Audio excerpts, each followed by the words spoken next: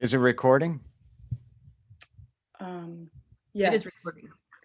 Excellent. Here we are on The Blind Man in Black.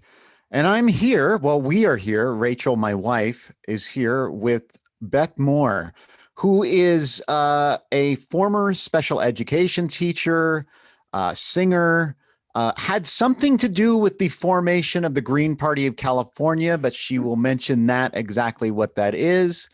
And she's done many things. And currently, she is the owner of the Wild Eye Pub in Grass Valley. Welcome, Beth.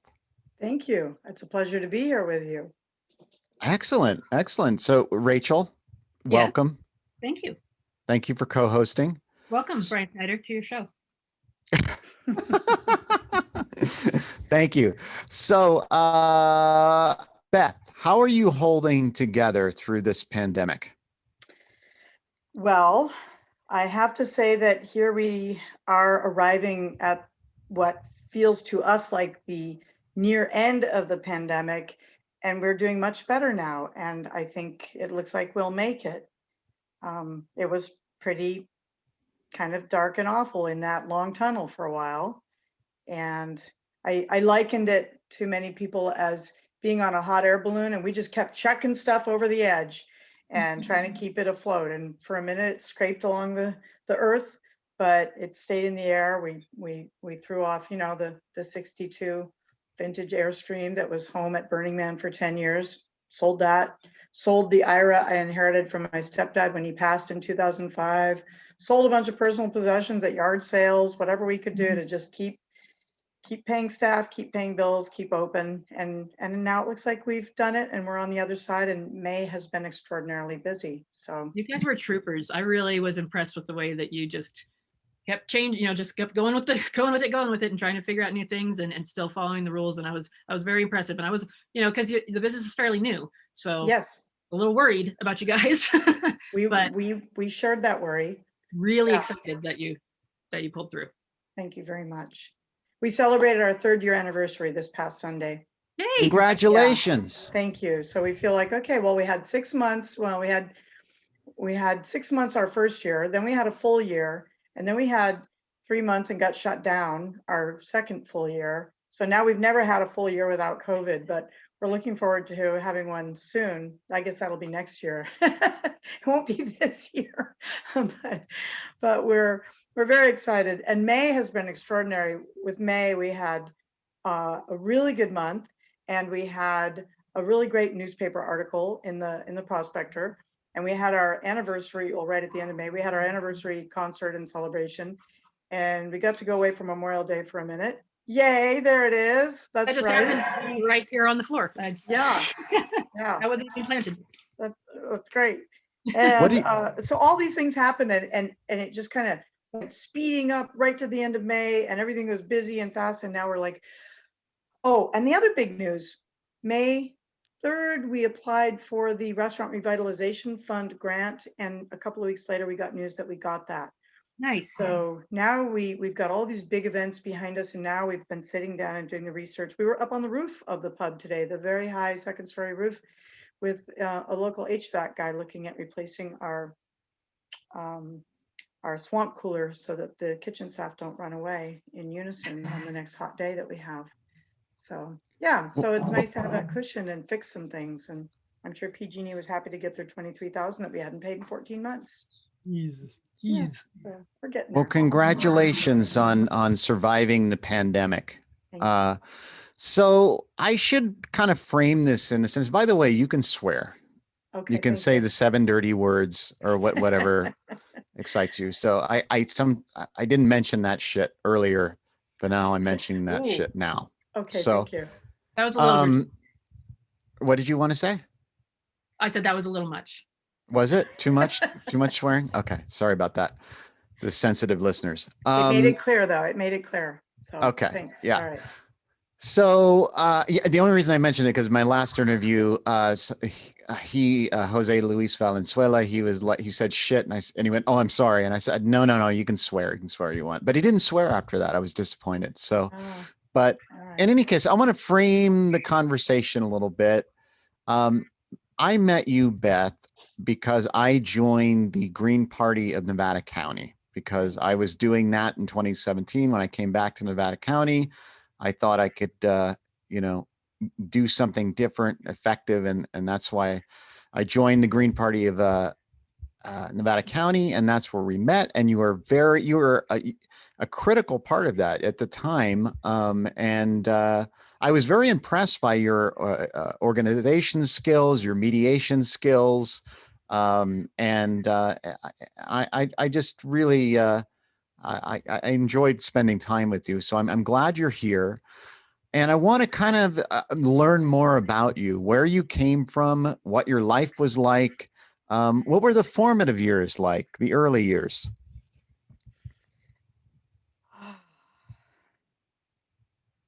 Are you still there? I'm still here. Are you going back? Are you I'm going pressing back. rewind? Yeah, I'm going back. Well, I was born in San Francisco when I was when I was 2. No, that's not true. You skipped birth and went straight to 2, materialized at That's 2 how I years roll, old. Brian. That's how I roll. Gotta get shit done, man. You're Ain't like, no I time don't for that. want to be involved in that messy stuff. I want to just be 2. I got stuff to do every day. Okay. I don't have time. No, I was born in San Francisco in 1963 on John F. Kennedy's last birthday. And so that was May 29th, by the way, for trivia people. And I lived there briefly, and then we moved to Eugene, Oregon, and lived there for not very long. And then we moved, my mom was with a new husband at that point, my littlest sister's dad. And then we moved to Uganda for a year and a half and lived with a tribe. Wow. And so when I was 6 to 7, 6 to 7. Holy shit. I feel like there was some major stuff happening there, and we went over it. So what did your parents do?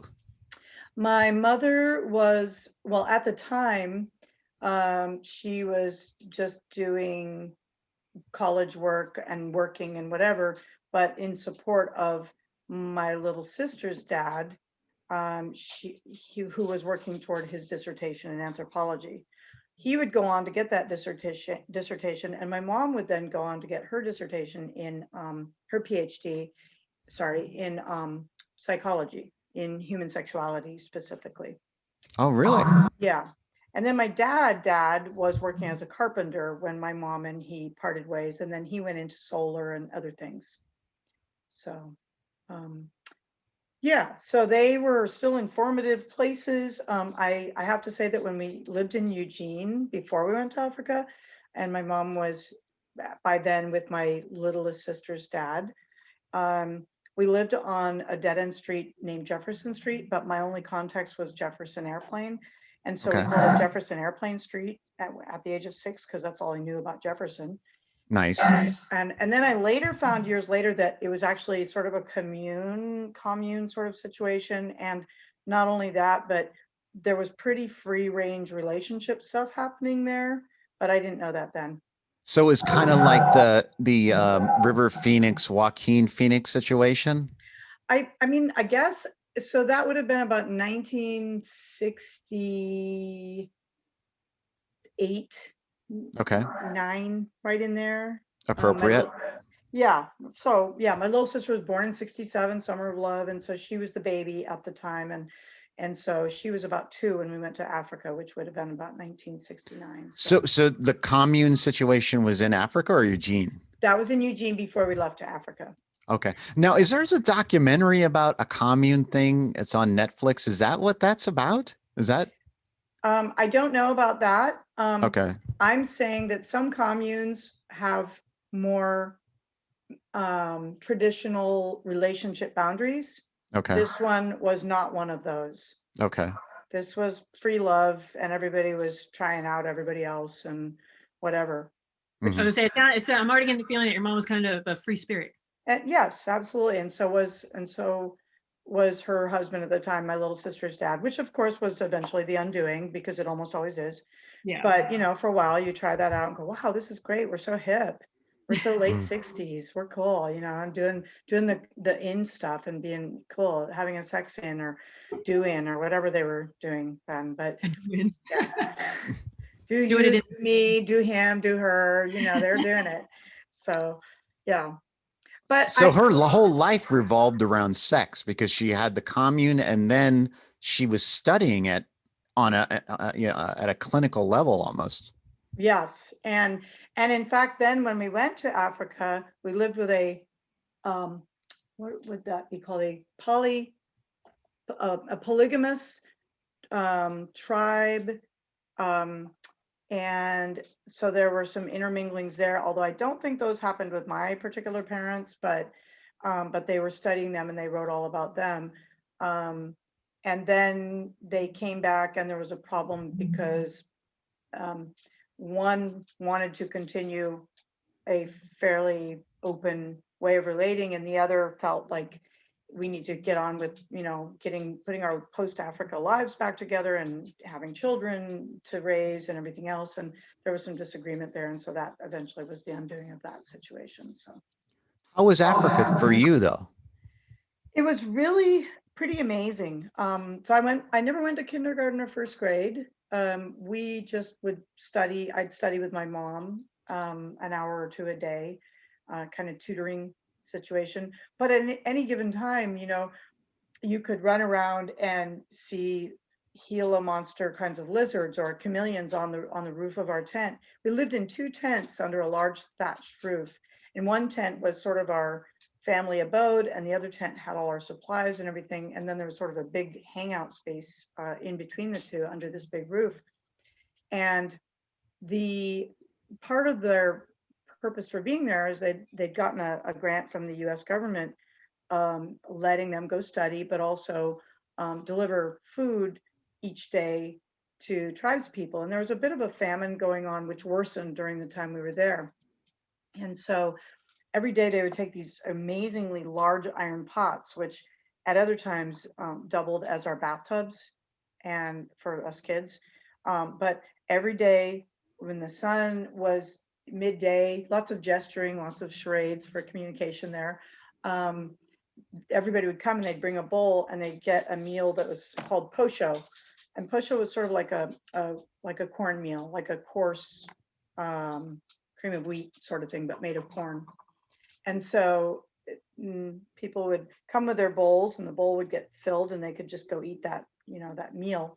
I remember noting that occasionally there were adults who would stick their arm in between the children and the other people gathered around and try to get an extra bowl.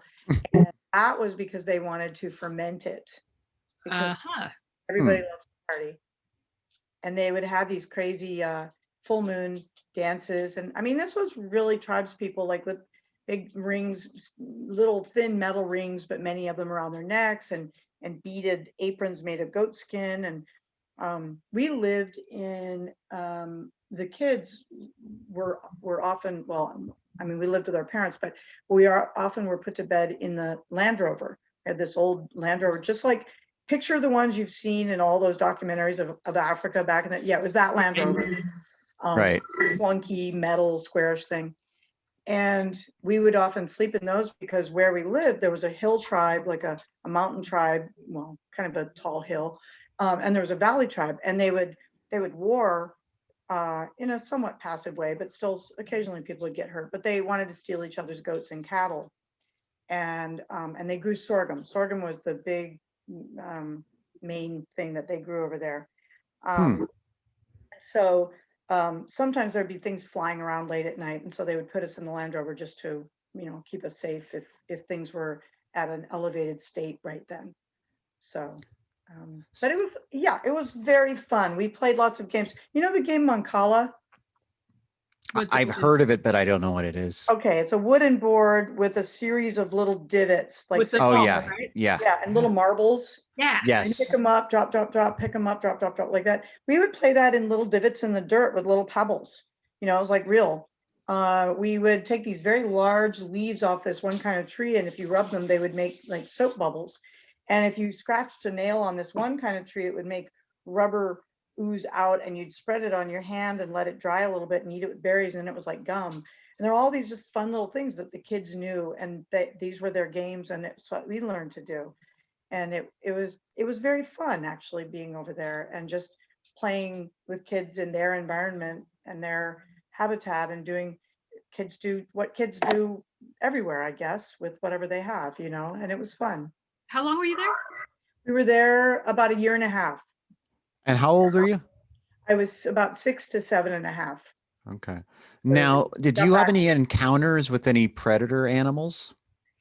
Um, we would go out driving and take Super 8 films, and there was a time, I mean, you'd drive down the road and you would literally have to drive around giant piles of elephant poop, because if you ran into it, you might sludge your vehicle down and roar, Oh, wow. I mean, it's a lot of poop from elephants. That's a big stack of steaming,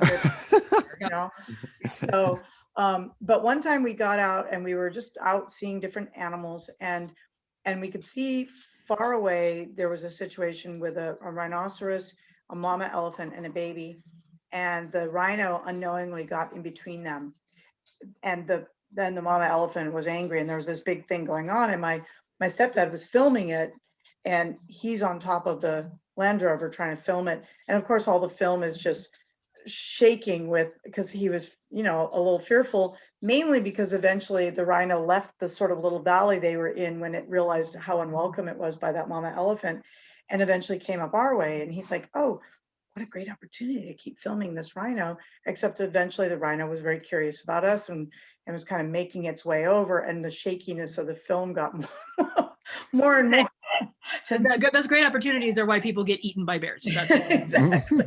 And eventually we all ended up in the Land Rover, and we're like, all right, enough of that, and moved on. But he didn't charge the Land Rover or anything, but we just kind of made our way along then. So that was as close as we got.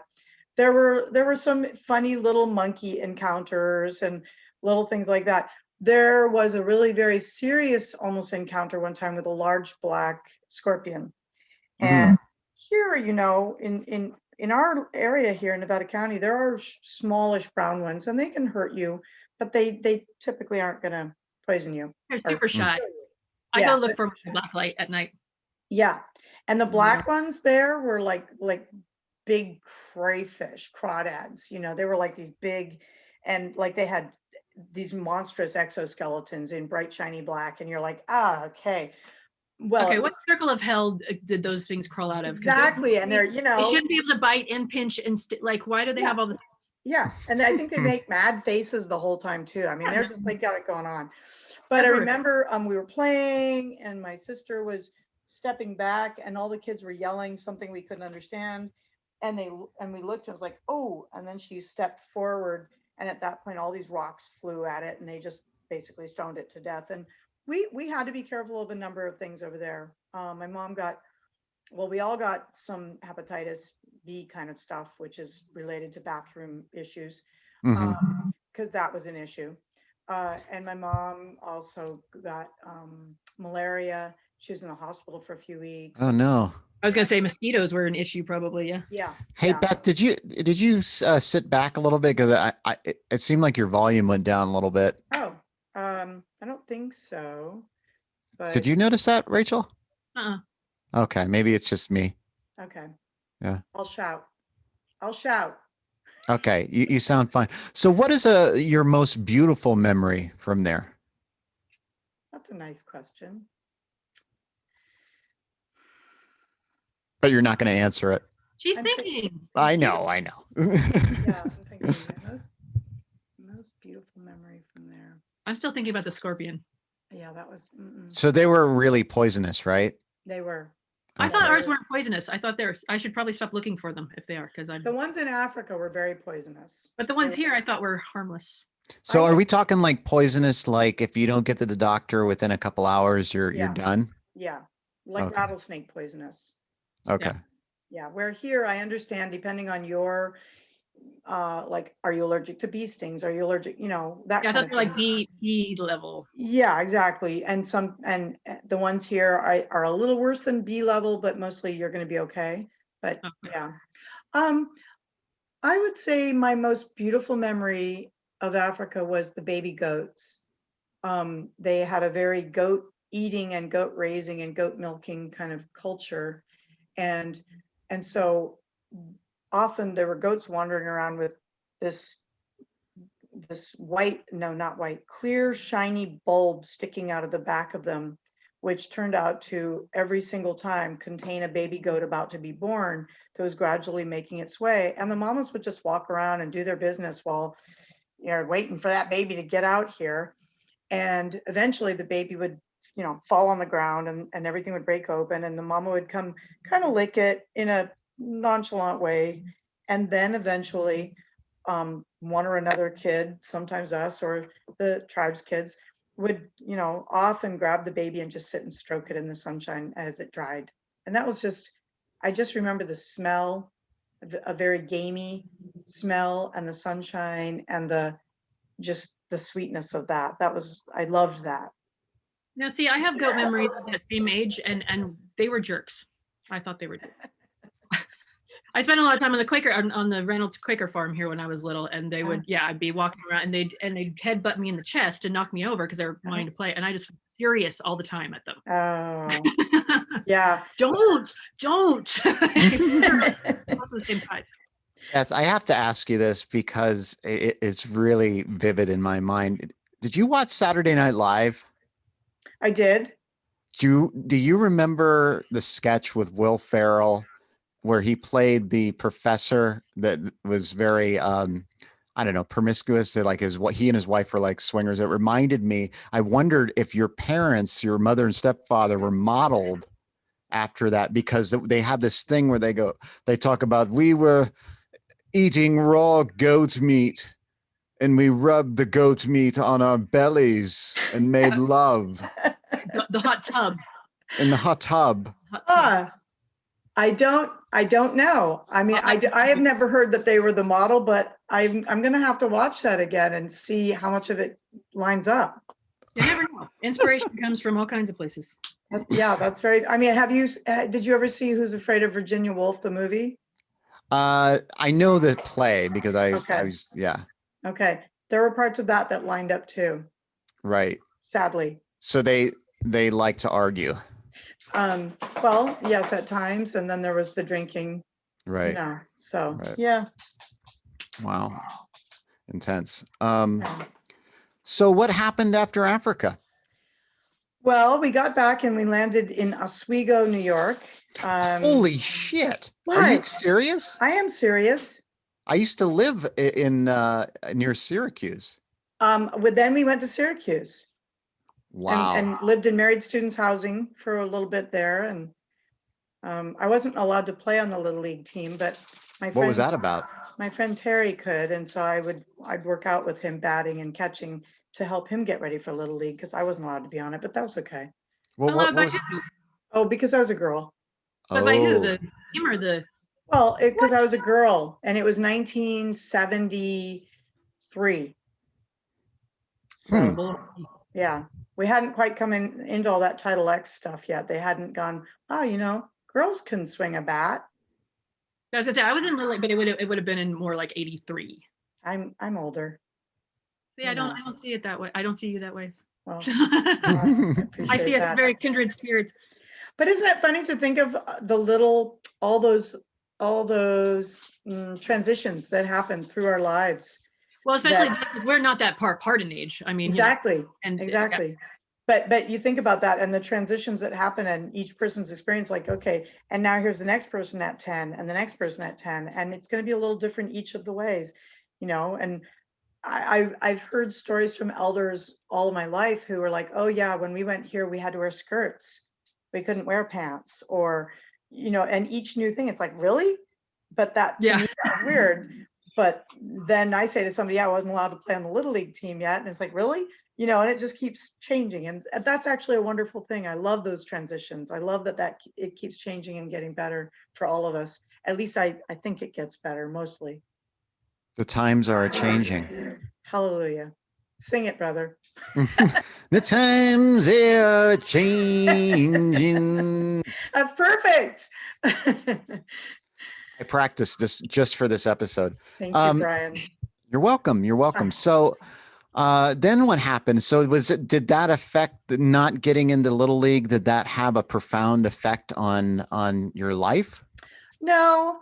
My mom was pretty liberal, and By then she was finished with her second marriage, and we lived at married students housing in Oswego. Was like a year.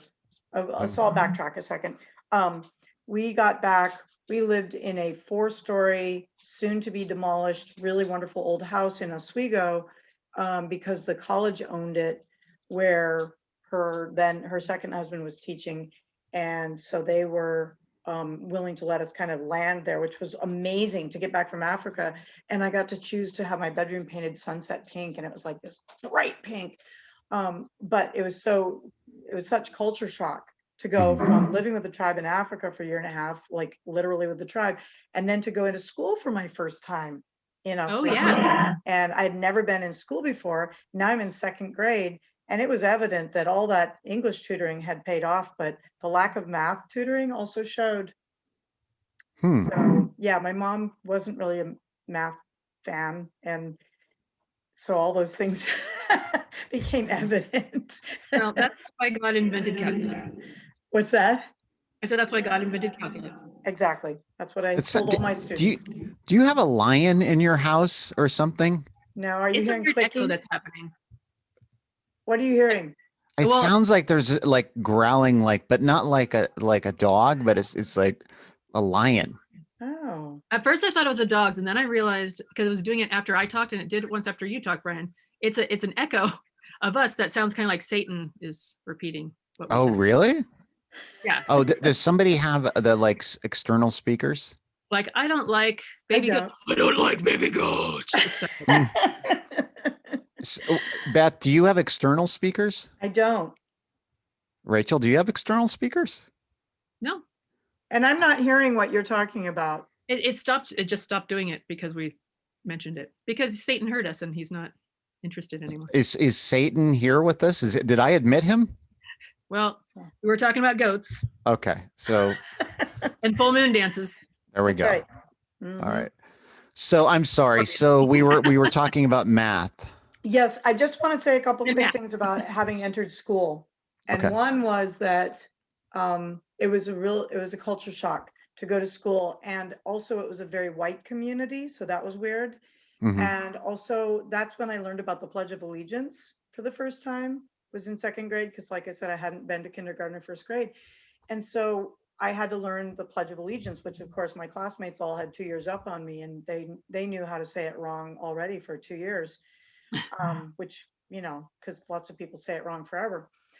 But I'm sitting there listening to it, and I tell you that in second grade, I learned to put my hand. I don't know if you're going to be able to see this, but I'm going to position. I'm not going to be able to see it, but Rachel can see it, maybe and Rachel others. can. I'll tell you how. Brian, I am putting my hand over my heart, Hmm. but I'm keeping it 2 inches from touching my heart. So it's elevated out in front of my heart and not actually touching. And that is what I learned to do, because I realized that the whole Pledge of Allegiance thing is fraught with falsity. And I thought, no, there is not justice for all and all this stuff that you're saying. That just doesn't happen, because I just came from Africa where I saw that that wasn't true. And so I just felt like, what are you trying to make me say here? This isn't really like how it is. Yeah, my dad told me I didn't have to do it. Yeah. So I'm sorry, my dad says I don't have to do it. Is that what you told your teacher? Yeah. All right. Well, I mean, we grew up here, so most of them knew who he was, and they're like, Oh, They didn't want to mess with him. not gonna fight that battle. they just like figures. Oh, Yeah. good, another one. Yeah. Yeah. And then put me in the back and hoped I'd move along quickly. Oh, look, you're graduating again. Go on with your bad self. Yeah. Oh, So, you're mixed daughter. Yeah, go to the back. so what were the repercussions of the hovering hand? There weren't any. Really? don't- So they didn't. Did you actually say the words though? They probably didn't. I moved my mouth, Right. but I kind of did the motions, but I just didn't say it, and I didn't touch my heart because it just wasn't right. I didn't believe Well, it. I think children don't believe it, because when I think about it, the memory of it it just seems so robotic when I Yeah. think back about doing it, because it's always like this monotone. I pledge allegiance to to the flag of the United States of America. It's very like there's no energy, no like commitment. Right. And even like if you go to a board of supervisors meeting now, it's the same thing. Like, Yeah. why? I'm like been in meetings. I'm like, why are we still fucking doing this? This It's is like like, Charlie Brown's teacher. Womp, yeah, womp, womp, womp, womp, womp, you know? exactly. Yeah. When I was really little, I thought you had to say amen afterwards because I was okay, just for all amen. Yeah. So Yeah. did you ever go to Lake Oswego? I don't know. Okay. I probably did, but that's not in my memory set. Okay. I have So, many memories of that. That's why I okay. asked. So, anyway, all right. So math, and how did you catch up? Well, I don't know that that happened, Brian, but I just always kind of sucked at math, but I coped. But I always excelled a great deal at spelling and English language stuff and all that. So, All three of us suck at math. yay, That's go something we all team. have in common. Yay. Yeah, I took 8th grade math 3 times and never passed it. Wow, that's terrible. Yeah, couldn't do it. I'm sorry. Like I said, that's what calculators are for. But I was reading at a college level in the 3rd grade. It's the same thing. Like I really excelled in those areas, and this math, nope. Not I think education is finally starting to get a grip with all that, and just finally starting to come into the idea of, we've been talking about different intelligences for a long time, and I think they're finally starting to go, maybe we don't all need to know everything to move forward, and maybe we can figure out other ways, because we have created all these tools to make up for that, so we don't have to be the keepers of all the knowledge for everything. Just like we don't all know how to plumb our house. Like, who needs that? I don't have to know azimuth and put solar on my roof. I can go hire a guy who can. They asked freaking Henry Ford back in the day, do you know how to whatever it was? And he goes, no, I certainly don't know everything, but I can find 5 people on my staff who do. It's like, that's all you need. And now we all have staff. It lives in our pocket and we just plug it in every night. Yeah. the pocket computer. That's it. There we go. Yeah. So is that the Common Core? Is that what's being taught now that everybody's into? I don't think so, because Common Core was so maligned that they've been trying to find other ways of approaching education without calling it that. Yeah, I heard that. Yeah, I was just curious. I don't know what Common Core really is, but I know there a lot of people don't like it. But Yeah. Well, but if you think of that, like in the way that you say, a lot of people don't like vaccines, it's not really because of the vaccine. It's because of the political construct that was created around it by some factions. And so you don't ever get to really know what the actual issue was with Common Core, or with vaccines, or with whatever other kinds of issues come up where somebody says, no, you shouldn't do that because I'm in a leadership position and I say it's wrong to do it. And so all you followers should say that too, instead of letting it stand on its own 2 feet and live or die by its value, and it showing that it can be of benefit. Common Core to students, vaccines to the general populace, whatever, masking, all that, all that stuff. I feel like you're alluding to a community member, a specific community. Not part of my community. No. Okay. I'm just joking. But so what happened? What happened in the later school years? Okay, well, yeah, because we're stuck there. Well, we're moving along, but so I moved a lot. And a lot. And there were years where I was somewhere like Syracuse. I was there for a year and a half. And then I went to, from 4th grade, I left halfway through 4th grade, and we ended up in West Lafayette, Indiana, where my mom did her graduate work and would eventually get her PhD. From there, we went to Alma, Michigan, and then to Ann Arbor, Michigan, and then to Fredonia, New York. And I eventually moved from Fredonia out to here. I was junior class president. I moved there to Fredonia, New York in the 8th grade and managed to stay there for a few years. But then I was a high school dropout, which is, I just think is fun and hilariously ironic that I was junior class president and then the next year I was a high school dropout. But then I graduated college cum laude, but that was years later when I was ready to deal with that stuff. So yeah. Well, Steve Jobs, Bill Gates, Mark Zuckerberg, they all dropped out of college. Mm-hmm. That's not mentioned ever, like Yeah. in terms of education, that that's never discussed as a Yeah. point. Mark Twain, I think, had a lot of trouble in school, and I think, and so did what's his name with the crazy hair? You know, Matter. Einstein? Yeah, that guy. He had a lot of trouble in school too, and I think sometimes people are busy thinking other stuff, and they're not, not ready to be in that place at that time doing whatever it is that's required of them. It's like holding your hand over your heart, It's like, yeah, no, I'm not doing that. I always tell And cue people- Rachel for ADHD. Oh, hell I yeah. was gonna say, I tell my kids this too, that school is to teach you to show up on time, to follow directions, and it teaches you how to work. It teaches you how to be a functional employee. That's what Right. it's for. As far as like learning, I said my job is to teach you a bunch of stuff. Yeah. They'll teach you math because it won't be me, because I'm not helpful with that. Otherwise, it's to teach you to behave and to know how to get someplace on time every day. Yeah. And to behave yourself for 8 hours. That's what it's for. Grooming workers. Exactly. Yep. I agree. So what happened after you dropped out?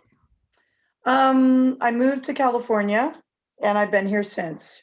When I dropped out of, well, no, that's a lie. Let's see. I was junior class president. I got suspended in February of my junior year while I was junior class president for smoking in the bathroom. And my parents had had enough of me by then, because I also had a brother who was like a year old at the time, who was. Isn't there a song called Smoking in the Bathroom? Yeah, smoking in the boys' room. Yeah. You're thinking about the boys' room. But I was in the girls' room, but still. But they were just over it. So they said, okay. I got suspended, and 3 days later, I landed in Santa Barbara, where my dad was living in a camper in a boatyard overlooking the mesa. And so I lived down there with him for a few months and went to Santa Barbara High for a while. And that was such a crazy adventure. School was not my focus, I'm just going to say. Then I went back for my senior year, having earned money over the summer, and got myself back to New York. And I came up here that spring break of my junior year while I was in Santa Barbara. My dad had his land in Camptonville, and that was my first time coming up here. I was 16. And Pete. So you fell in love with it then? Well, I didn't. I was only here for a short period of time, but that's what would end up bringing me back here, was that my dad was up here, and he had just very recently bought land up here, and then I came back up here because he was here, and then ended up making a life here. But while I was there, I peed in the bushes, and I didn't know anything about poison oak. And then I had to go back to Santa Barbara when spring break was done and sit in math class, wanting to scratch everywhere where you would get poison oak when you are peeing in the woods. Oh no. Girl. And it was pretty horrible, but eventually it went away. But that was a big lesson. That was my introduction. So that was a good time. But wait so a minute, anyway, you did mention some craziness. Are you willing to talk about the craziness in Santa Barbara? One crazy thing? First of all, it was crazy living in a camper shell with my dad, who I hadn't lived with since I was 2. Okay. In a locked boatyard, which was basically a storage yard for people's boats and other stuff that they weren't using right now, overlooking this beautiful area. But you kind of go to the edge of the fence and you look down and you see that, and there's all that. But I experimented with some different experiences while I was there. Santa Barbara is very close to Isla Vista, which is Isla Vista and then Montecito. Isla Vista was where my dad had his Sun and Earth natural food store, which was very close to. He had that while we were in Africa. He didn't have it by then.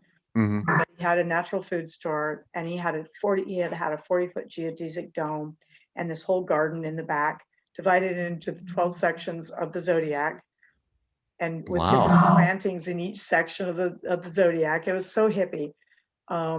But now he'd sold all that and he was doing other things down there working with solar projects and stuff. So this was like 1980. But I would go meet friends because I was very actively experimenting with experiences and substances. I could say drugs.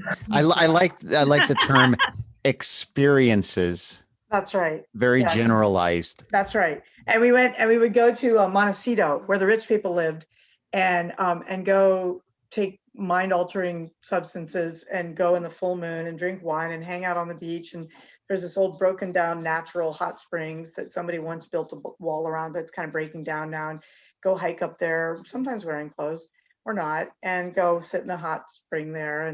And so tried lots of fun, different, strange things like that there. Did you ever meet a man named Mick James? Mick James. That would be here, not in Santa Barbara.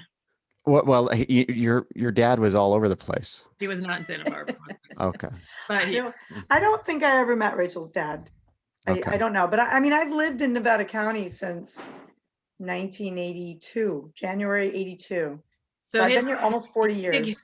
music heydays was in the late 60s, early 70s. That would, Okay. or, you know, all through the 70s. He was in a band called Absalom that was a big deal here in the 70s. Okay. But the 80s, he was I came along and he was pretty focused on me and was still playing, but he was playing like solo shows and he was kind of reclusive after that. But Okay. you'd have to be here during the 70s to have been through his rock star. Okay. I missed that. But you might have yeah, saw Rachel in Callanan Park smoking in goth attire in the 90s. Yeah. Experimenting with substances Yes. and running around the river clothes or perhaps not. Yeah. Yeah. All those experiences. Yeah. Trying them all. Hey, Rachel, can you do me a favor? Yeah. When you're not talking, could you turn off, just mute yourself? Because I think what's happened, I realized I'm Satan. So so that's It's the good to issue. come to that realization. Which is odd because, you know, assumption would have been, you know, that was me. Yeah. But yes, I can do that. Yeah, I had the realization, so that's why. Thank you very much. Okay, so you were experimenting in quotes, and then what happened after that? So I earned money that summer because I really wanted to go back to Fredonia, New York, where my family was. But now my family had just taken a position or a couple of positions in Bowling Green, Ohio. So I get back and they're like, oh, hey, we're having a yard sale and selling all our stuff and yours. And we're heading to Ohio. And I was like, oh, okay. So then They sold your stuff without asking? Well, they were kind of in the process, and I had to try to take my avocado plant back from my one sister, my white cat back from my other sister, and then find things that they had taken out of my storage boxes in the basement while I had been in California. It was just an odd situation. I'd been sent away, and now they sort of just found some fun things of mine in my boxes and went, oh, I want this. Were they selling your cat at the yard sale? David, we're recording. Okay, thank you. That was dog food going into a large Tupperware container really loudly. That's okay. It's okay. He can say hello if you'd like. David, you can say hello if you'd like. Hello. He's coming Hello, up. David. Pleasure to meet you. Nice to meet you too. Nice. Okay. That was David sideways. How perfect. So anyway, they were just getting ready to move away. I managed to get from my mother's yard sale. I managed to get her the Doors first album, Stone's Goathead Soup, Janis Joplin Pearl, Disraeli Gears Cream, and various other things that I coveted. And so that was kind of cool. That's my hippie mom, you know. But they went off to Ohio, so I had to go to the court, get myself emancipated as a minor, and then because I was 17 for most of my senior year until the end of May, so I was 17 when they left, and then I moved in with a classmate's family and lived there briefly, and I got myself an after-school job at the local drive-up dairy store, because in Western New York there are a lot of dairy farms. And there was a thing where you'd have this sort of outdoor dairy store where you would drive up and there'd be sliding windows and things, and you could go, oh, I want a half gallon of milk and some cream and some cigarettes and some Fritos, whatever. And you'd have an overhang over you and everything, but you'd grab all these things and sell it to them. And the outdoor dairy store that I worked for also grew the cows that they then milked that then went into these glass bottles, which was really cool, actually. I mean, I didn't really appreciate it at the time because I was hungover so often, but yeah, that's just how that. And especially now as an emancipated minor, once it didn't work out anymore with my friends, family, and living with them, then I moved above the bar, which was called BJ's. And living above the bar was really like I could get in because my landlord was the bar owner. And the drinking age at the time was still 18 in New York, and I was 17, but I was living on my own. So he'd be like, ah, whatever. And then it just, yeah, it got pretty messy for a while after that. See, there's a parallel between Rachel and Beth right there. Yeah, Yeah. I'm starting to think that we might be the same person, actually. Like almost. I mean, I left home at 17. I lived with a friend and her family that it didn't go well, and I think I celebrated my 19th, 20th, and 21st birthday out at the Bison Brewery in Berkeley because Oh, my roommates all work there. But yeah, it's pretty much exact. I dropped out of school after being excelling, and then I had better things to do. I wasn't interested in going. yeah. I wasn't officially emancipated. I just moved to San Francisco at 17, and my mom just said, "Okay, fine." Yeah. And no one asked me. So Yeah. kind of winged it, but Yeah. yeah, similar. And then shit show through because when you start drinking at the bar at 18 or 19, yeah, that's all. That's all bad. Yeah, and I made bad choices, and in retrospect, I can say that a whole lot of the bad choices I made for the next many years, off and on, usually had something to do with alcohol, which is why I'm so glad. I mean, I've stopped drinking before, but sometimes for medical reasons or sometimes for other reasons. But I stopped drinking over 16 months ago, and I've been really conscious about it. Well, and we can get to that later, but because it happened during COVID and my business was struggling and all that kind of stuff. But the really interesting thing was I got more sleep during COVID than I have had in years, because I was a teacher all these years, because I had all this other stuff going on. And, I've lived like, who needs sleep? As long as I get like 6 hours, I'm good. But I got so much sleep during COVID because my business was almost shut down and we had very limited hours, and I wasn't drinking and I was no longer teaching because I retired in 2019. And so, we could close early and come in late, and we did because there was no point in doing otherwise. And so stopping drinking was, it was a really nice time because there wasn't a lot of, there weren't a lot of triggers. And recently, Now, did you like consciously like, okay, I'm going sober, I'm doing, or did you just quit drinking? I said, I'm just going to stop drinking for a while. And I don't know how long that may be. It may be for a while, and it may be for good.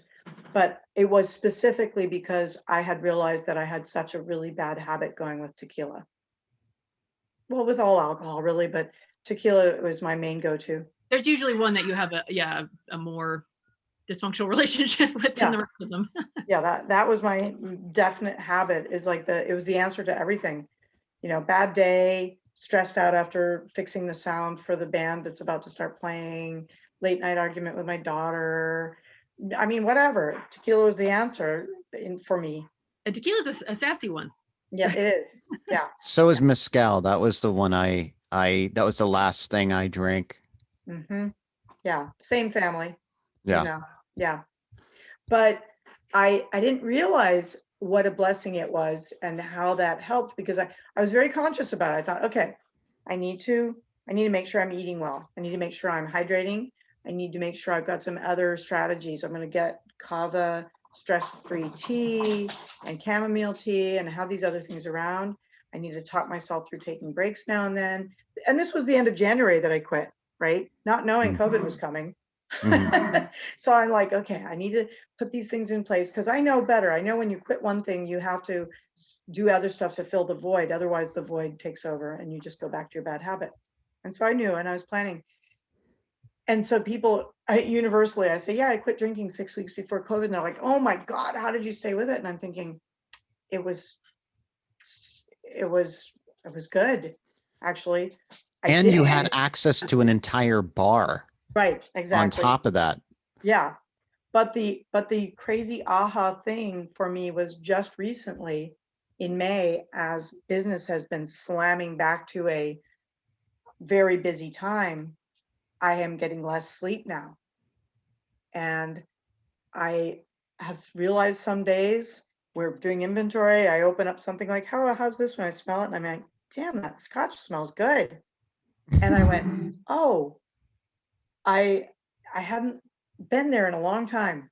And I realized recently that I haven't been sleeping as well. And I went, I hadn't realized what a trigger that was. Just the sleeplessness, that it weakened my resolve. It made less defined my intention and my deliberateness about all that. And so I've had to really go, oh, I need to make sure I sleep well. And I had never realized that before, ever in my whole life, until just last month. So how long is it? So you haven't had a drink since January? January 2020.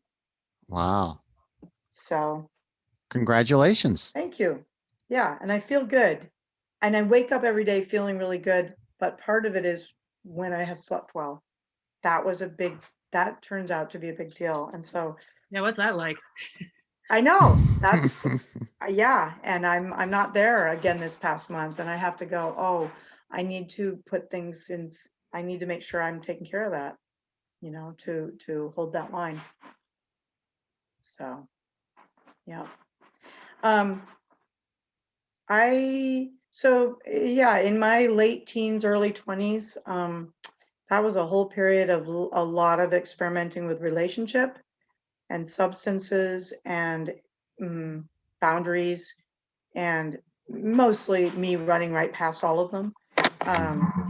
And so I ended up coming out here when I was 19, and to stay.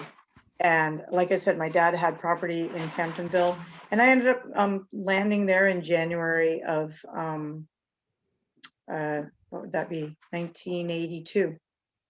And I remember rejoicing, good, I'm leaving Ohio. I'd left New York, I'd had some trouble. I went to Ohio where my family was. I hung out for a month. I got really sick, because that's what Ohio's good at. And it's, a filled in swamp is basically what Ohio is. It's flat.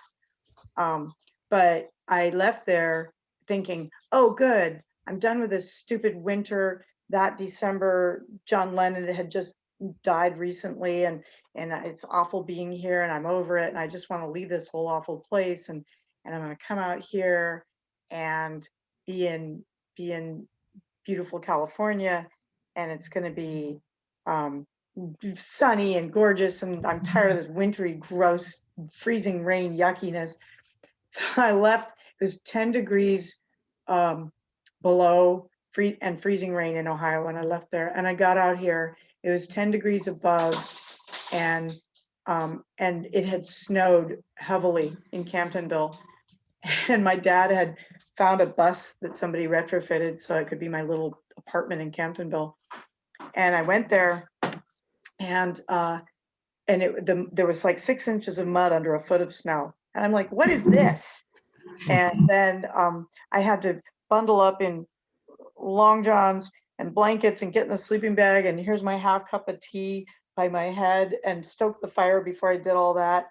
And woke up in the morning and the tea bag is sticking out of this rock solid half a cup of tea. I'm like, oh, what have I done? Because in the 80s, it would snow several feet here. Yes, it used to snow here like normal. Yeah. Yeah. Yeah. So, Climate change has ended all that. yeah. Yeah. So yeah, that was kind of a crazy time. So I lived on my dad's property, and we have had a love-hate relationship for much of my life, especially my adult life. But it was really neat to live there. We logged his property. I built a little 10 by 16 log cabin that we put on 4x4 skids and could tow around the property, and put it with a little loft and a clear story window up in the top.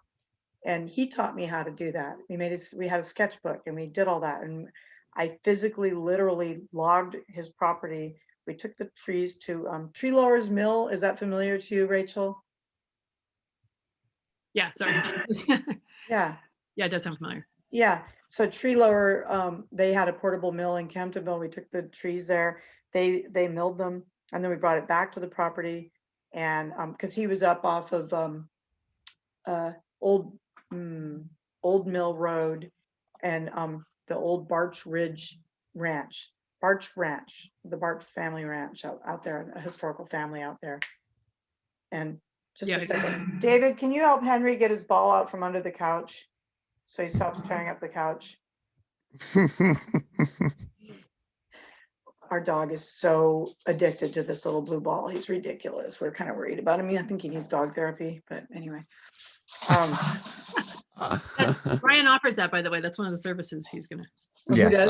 I Dog therapy. well, yeah, I am the whisperer of dogs and their balls.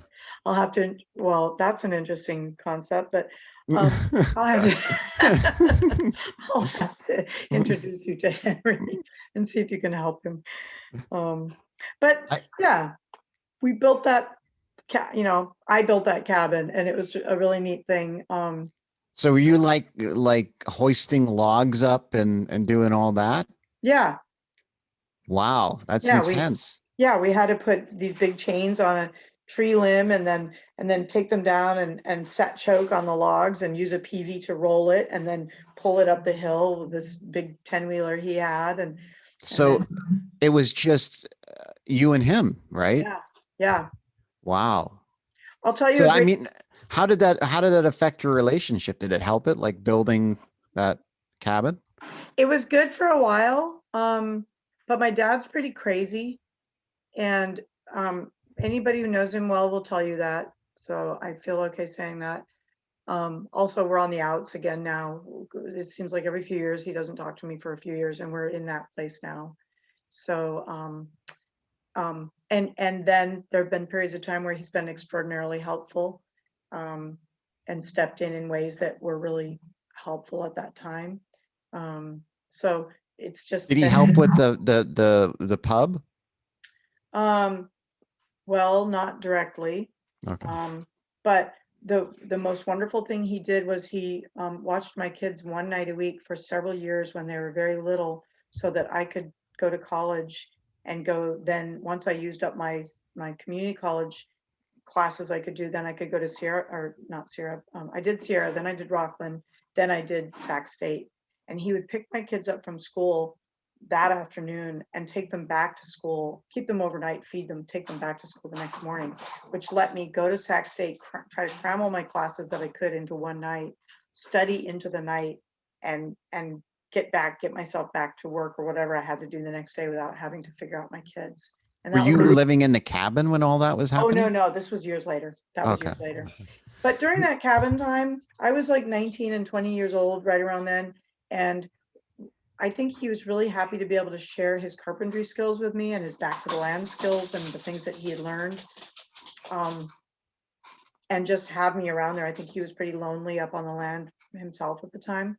And there were a couple of funny things that happened. And one, there was a bar nearby called Doc Willie's, which burnt down a few years ago. It's gone now, but it was like the back in the woods, locals only, Camptonville and occasionally some North San Juan people, but Browns Valley people, Dobbins people would come there. It was in the way back. And so we would go there, we'd log all day or cut firewood or do whatever we're doing. We'd show up dirty, boots, jeans halfway into your boot leg and not, and just like, and that's what everybody looked like. That was like the in outfit there at Doc Willie's, And so people just show up from that was their dress code. It really was. Don't show up in your cute little polka dots, because that's they're gonna know you're not from there if you do. That's exactly right. So we'd show up, and at the time when I first started going there, I was 19, and by then the drinking age in both California and New York had changed to 21. So I'd show up and they'd go, all right, Rich, what can we get for you? And he'd order whatever he's getting. And they go, how about you? And I'd go, I want a beer. And they go, you're whatever, 19, or you're not, do you have your ID? And I'd say, I don't have my ID, but I'd be like, I've been logging all day. Okay. They'd be like, Well, oh. yeah, it's not like there's cops up there. Right. It's not like anyone's going to go and bust them for that. Yeah. And I go, just, they go, all right, just one, which was, that was irrelevant. Because once they give you one, you're going to work it, So we'd shoot pool there and hang out. What's that? They're culpable at that point. That's right. Exactly. Just keep giving me beers and then nobody has to know, but they will. Yeah.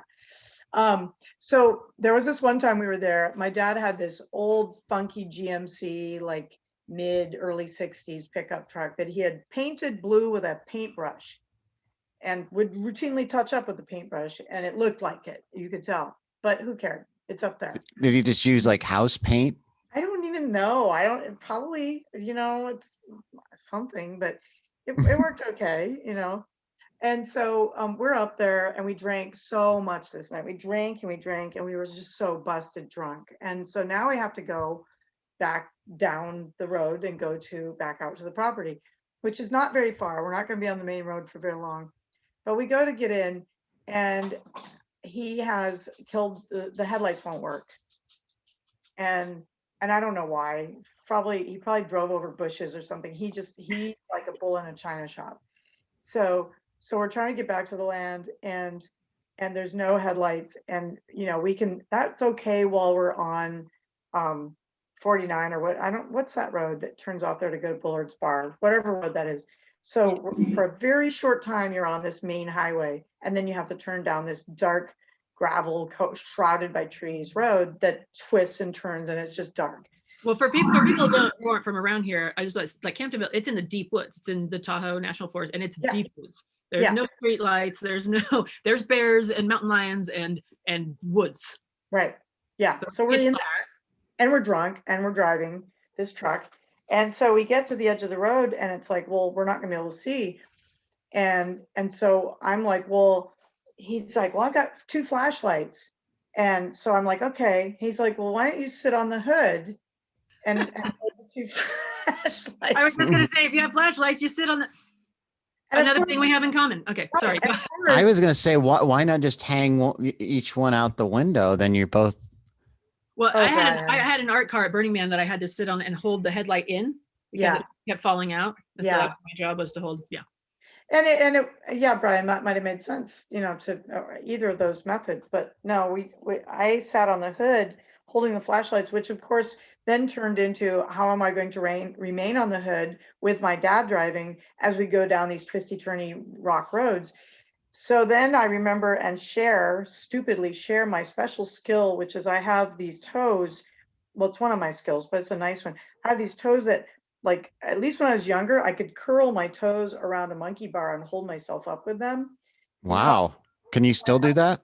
No, I know. I sure can't. No, there's a weight thing now but also I have this very, very long second toe. So between my big toe and my second toe, I could fit a flashlight and reasonably hold on to the flashlight within each of my 2 feet between my first 2 toes, and then hold on to the cowling behind in front of the windshield to keep myself from falling off the hood.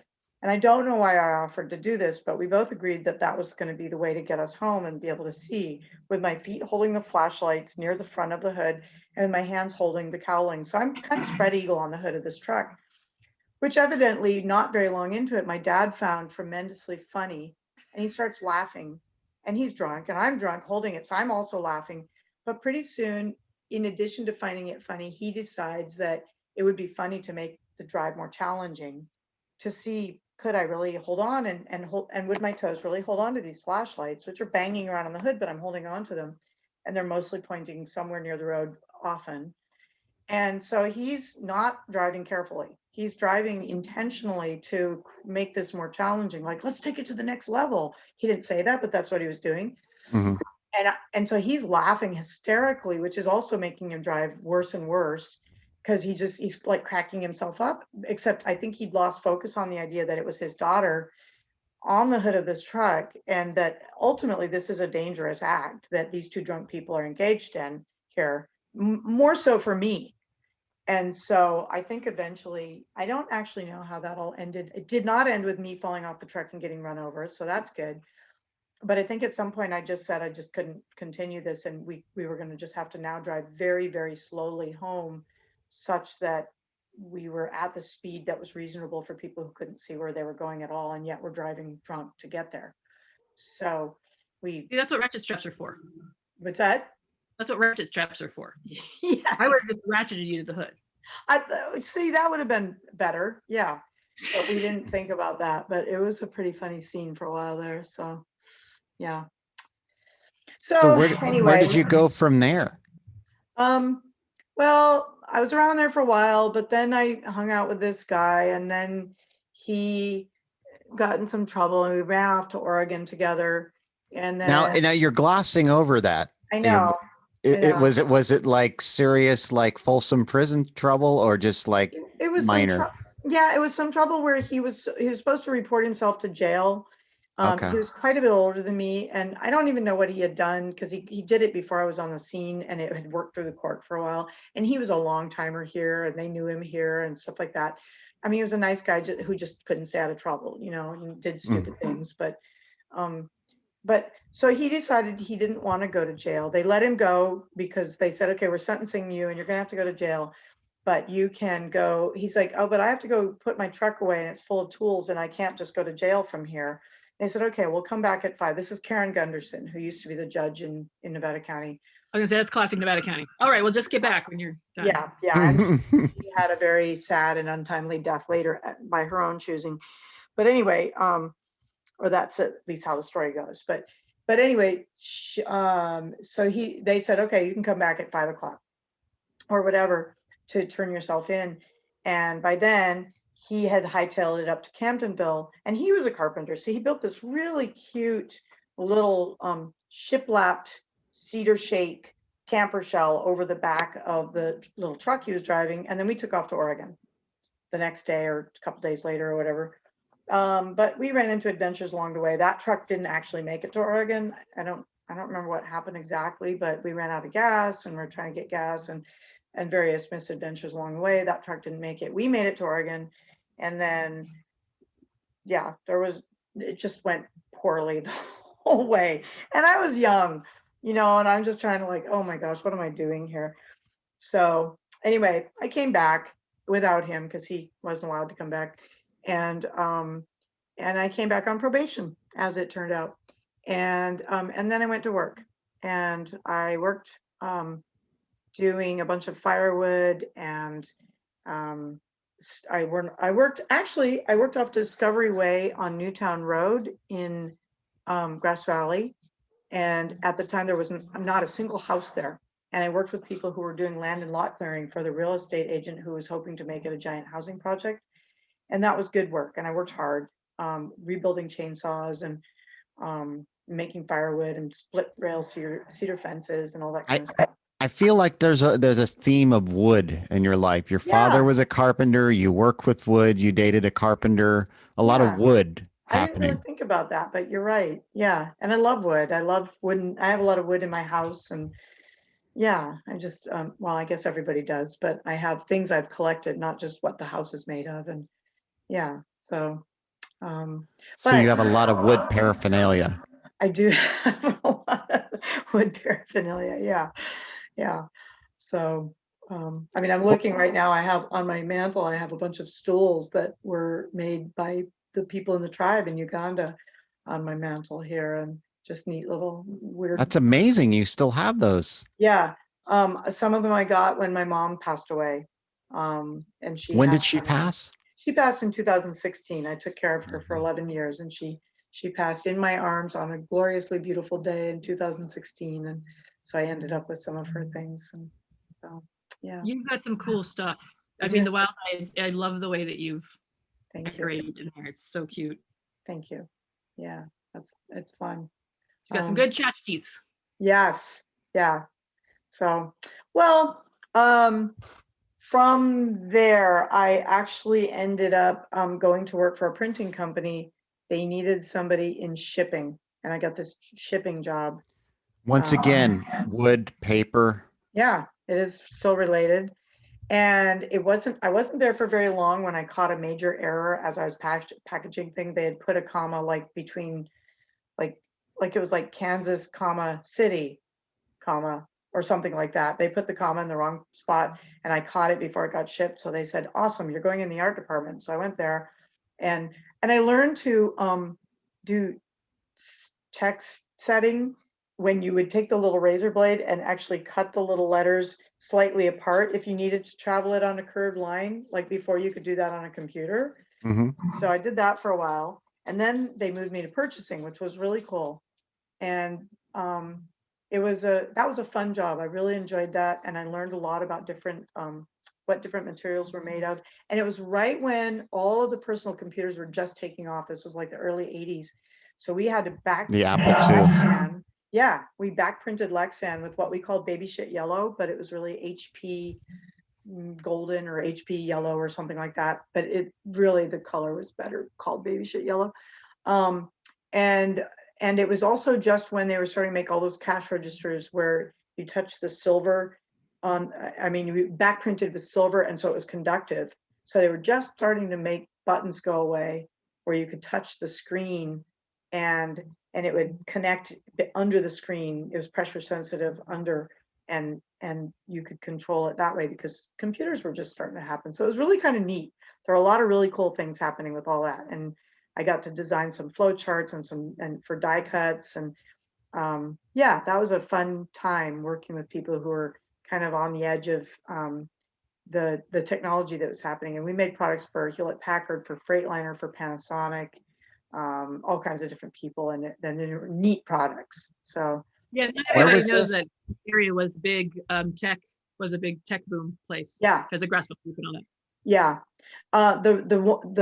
It was a father-son enterprise, and part of it was Marshall Marketing, and part of it was Precision Printers. And at the time, it was on Loma Rica Drive, but then they ended up moving as I was leaving there, from Loma Rica up onto Golden Gate Terrace, which is off of Idaho Maryland Road. So that was here, yeah. So. So how did you get into special education? Well, it was not long after that I connected with my kids, who would eventually become my kid's dad. And we actually met each other because of some of our bad habits, and that put us in connection with each other. And Brian, I'm saying some things I'm saying because I still have an active teaching credential, which I just renewed actually for $200 a few months ago, even though I retired 2 years ago, if I want to teach again. And so there are things I don't know, I'm a little careful about. So Are you keeping that in reserve? maybe, yeah. I hear you. Okay, I hear. all right. So yeah. See, well, the restaurant was slow during COVID. I should have hired you to teach Weeby because, oh my God, I'm terrible at it. Well, yeah, I mean, I that's why I was saying for part of that time, but I think you were just in a really hard time right then, just trying to figure out what in the hell to do. Well, my job was not slow during COVID. That's right. So That's if everyone right. else was at home, I was not. I was working Yeah. extra hours. And yeah, Weeby no like mom school. No, I can understand that. Me no like mom school either. Get in line.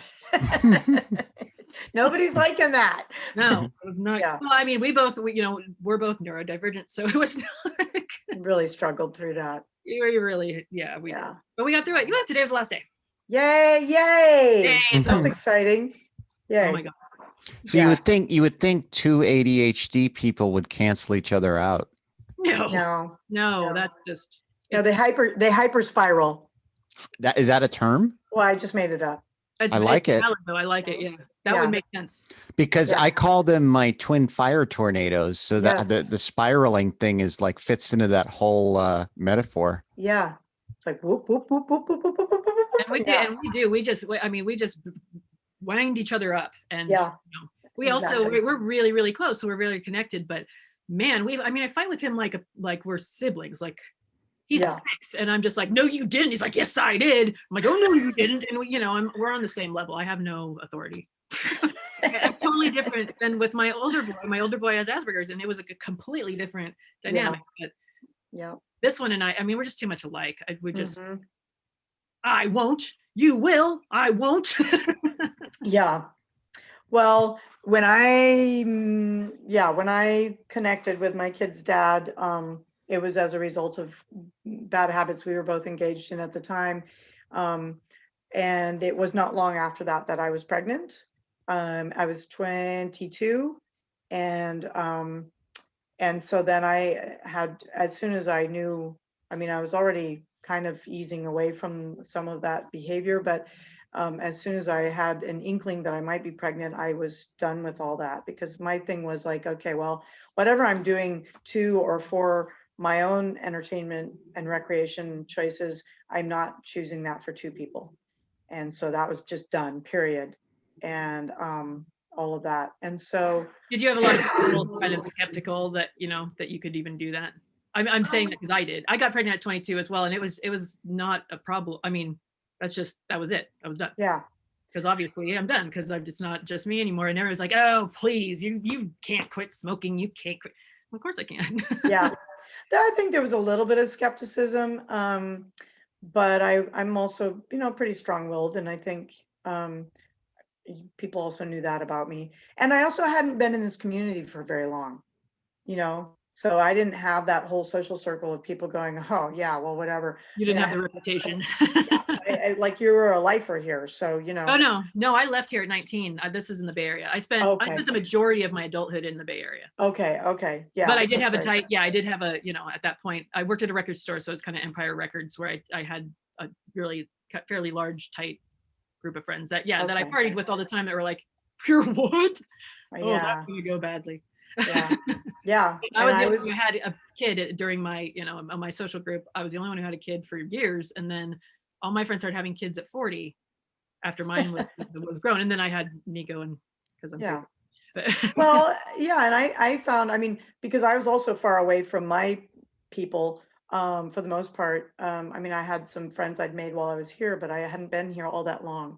So I guess there wasn't that huge skepticism, at least not nearby, so much. But I took it very seriously. I took that job seriously. I remember Debbie Dean lived on the ridge, and I knew Debbie, and Bellstar's mom. And I remember Debbie Dean giving me great advice about being pregnant. She said, so this is like you're getting ready for an Olympic sport, and everything you do, everything your body does that day in particular and leading up to it, is with the goal in mind to win this. And the prize is amazing. It's that baby that's coming. So you're preparing for that. And I went through Bradley training, which was really helpful, and a lot about the breathing and all that kind of stuff. And my kid's dad went with me. We struggled a lot in our relationship for many, many reasons, and it was very difficult, but there were parts of it and I was grateful that he went with me to that.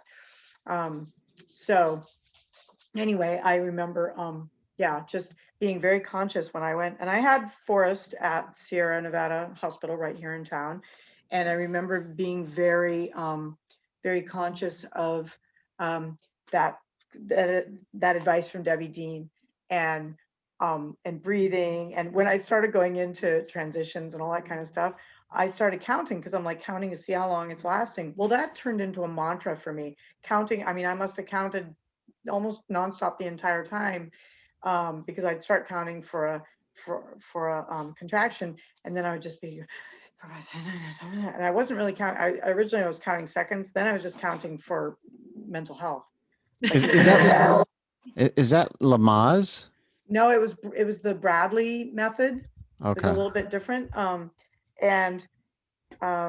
So the count, I mean, I was counting to time my contractions, but then I lost that, and I would just count because it kind of gave me something to do to keep focus and just hold it together, because I didn't do any pain drugs. I wouldn't let them do any prep. I didn't let them break the water. I just said, is everything going like it's supposed to? In fact, they had told me a few weeks earlier, oh, it's time to do your ultrasound. And I said, well, is it medically called for? And they said, well, it's just what we do. I said, are there any concerns? And they said, no, but it'll just help us ascertain the age of the fetus and the date of birth. And I said, are we having any other problems? No. I said, well, I don't want to do that. And they said, you have to sign a waiver. Rah, rah, rah. And it was still fairly new. Ultrasound was still fairly new. And I said, they said, well, it's just, shooting sound. I think they used a different word, but shooting sound waves at the baby. And I said, well, didn't they think x-rays were okay until they weren't? Right. Yeah. I wanted to mention, when Debbie Dean passed, she was in my care. She was my family. Oh, And that was such a beautiful send off that her family, I mean, she was so loved by, the whole community knew who she was. oh. It was one of my more memorable families that I cared for, just because of the loving way that they did everything. And it was really beautiful. I had enjoyed doing Hot Trash and Trashonistas with Debbie and with Bellstar, and we'd done a lot of shows together. And I'd known Debbie since I was, 20. And so I really loved her as this sort of, I don't know, Earth Mom person. And when I went to her memorial at the schoolhouse, as I left there late in the day, and that was beautiful. That whole memorial was beautiful. But as I left there late in the day, I was coming around the corner from the schoolhouse, and I was just about to pass near the school down around the corner, and standing right in the street, right in the driveway, there was a female coyote, and she was just standing there looking. And I pulled over and I looked, and I just watched her, and she just kind of stood. She took a few steps and she stood and she just kind of watched, and then she just kind of turned around and she looked back again, and then she just loped away off into the woods. And it just was so, I don't know, that's just a sweet symbolism there that I really held. And so that's, yeah, I love Debbie Dean. I loved her advice. So I'm in the hospital in labor, and I'm hearing other people in labor, and they're screaming bloody murder down the hallway, like, what is this baby doing to me? Oh my God, and screaming like they're being assaulted. And I felt so empowered. I just felt like everything I had, my whole being was working on making this baby helped to come out into this world. And I did all the visualizations and the muscles pushing and helping the baby come out, and the bricks, and the like, okay, everything's pushing and working and all that kind of stuff. And it was so helpful, thinking like, I'm doing this Olympic sport, I just wept quietly and begged for someone to just. Well, it was really helpful, and I was just so grateful. And Forrest was just the best baby, and I was really grateful for him. So anyway, yeah, that went along. And Laurel was different. When she came out, she was screaming before she was even all the way out. She's just like, I'm here, bitches. It's like, and deal with my mightiness. And she is that way. Yeah. So Very second child. What's that? Very second child. Yes. Yeah. Although you wouldn't know that, because I've often thought that Forrest was very lucky that that he was born first, because had he been born second, I think she would have done away with him, because she was a pretty powerful young little person. And like anything he would finally slowly learn how to do and figure out all on his own without anybody showing him, she'd just watch him and study, and she'd have it down in a week or two. And I was like, let him shine a minute, Laurel. Geez, it was just like, so she was very competitive and couldn't let him just get away with that. She had to figure it out too, and it was just, and it was an interesting thing with those two, because he was such a mellow kid and she was so not, Yeah, that's a dynamic of my two as well. And I always say, like, if I could have this one when I was 23, right, and the chill one now, that would have been ideal, I think. But I would have killed this one. I didn't have patience. See? Yeah. Yeah, you had to get battle hardened. Yeah, I would have launched him into the sun. Yeah. Yeah. Yeah. So how I went into teaching was because when my kids were very little, and I realized that we were living up on the ridge, it was very difficult. Ridge life is difficult. Yes, and ridge life with their dad was especially difficult. And we lived in poverty. We lived with very few resources financially. The entire situation was really difficult. He took an old wringer washer and fixed a snowblower engine to it so that I could wash the now 2 sets of cloth diapers that I was going through because of having 2 kids still in diaper age. Forrest was 2 1/4 when Laurel was born, so he wasn't quite done with them. And well, and now there's a bunch of these beautiful houses up there, but like when I was in high school and my friends would live up there, there was nothing. I mean, no one had electricity. Nobody had, everybody had outhouses. And I'd go up there to party or whatever, and I get stuck up there for 3 or 4 days Yeah. and just be horrified because no one had bathrooms or power. But Yeah. and those houses were being built at that time. This is in the late 80s. But yeah, it was really, really desolate. It was hard to get off the mountain. It was hard to Yep. get back to town. And this shack of a house still has no power. It's up at the top of, if you go up from Edwards Crossing up Grizzly Hill, and then you can either turn left on Grizzly or right on North Bloomfield. And if you go just a little bit down Grizzly, it's an offshoot right there, and there's still no power. There's still no electricity there. So, and I don't think they're motivated to put any power between Tyler Foot and Grizzly Hill because there's so few customers up in that area. So it's like, it'd be a major expense, but yeah, we lived right across from Darlene and all those folks up there. So Darlene is my longest, oldest friend from this area. And I should mention for those listening and watching that the ridge is this North San Juan, which is what is it? What is it? West of Nevada City?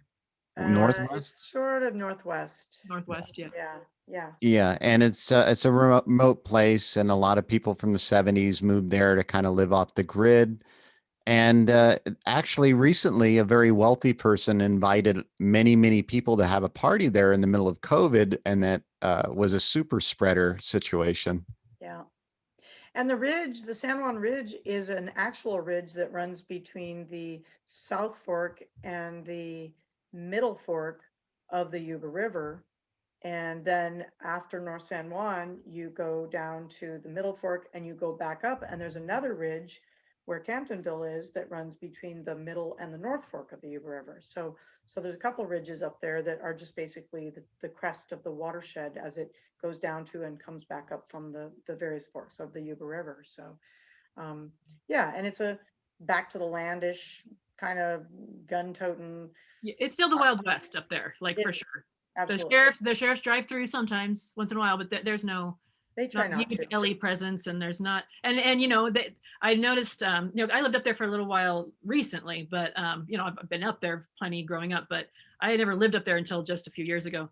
And I know the area. I hung out with all the Ridge kids because they all went to continuation school with me, but yeah, coming from Oakland, I was like, Jesus, this is a little sketchy. I think I want to go back to town. It was a little crazy. I mean, there's, blood smears on the front door of someone trying to get in, and people on the side of the house using it. Because I lived right in town there. And, the neighbor coming over with this giant gun in his hand in the middle of the day with, drinking a beer going, yeah, I had to kick these kids off the property. And he's waving it around on the porch. Like, yeah, absolutely. Classic Ridge. Classic Ridge. Yeah. And there are people up there who don't go to town for months at a time. They're able to just live in the way back, or they can go up. Anyway, yeah, it's kind of crazy up there. People hide up there when they don't want to be found. But there was one time where there was a fight at the bar, and a guy was being jumped by a bunch of other guys, and he stabbed one of the, from the ground, like just trying to, and he took off, and he was hiding in the houses, just right there, and no one was going to tell the cops where he was. I mean, everyone knew where he was, and he was being moved around. But they don't like interference, even when it's in everybody's best interest. In that case, it wasn't so much, but like they take care of their own business up there. Yeah, absolutely. We prefer it that way.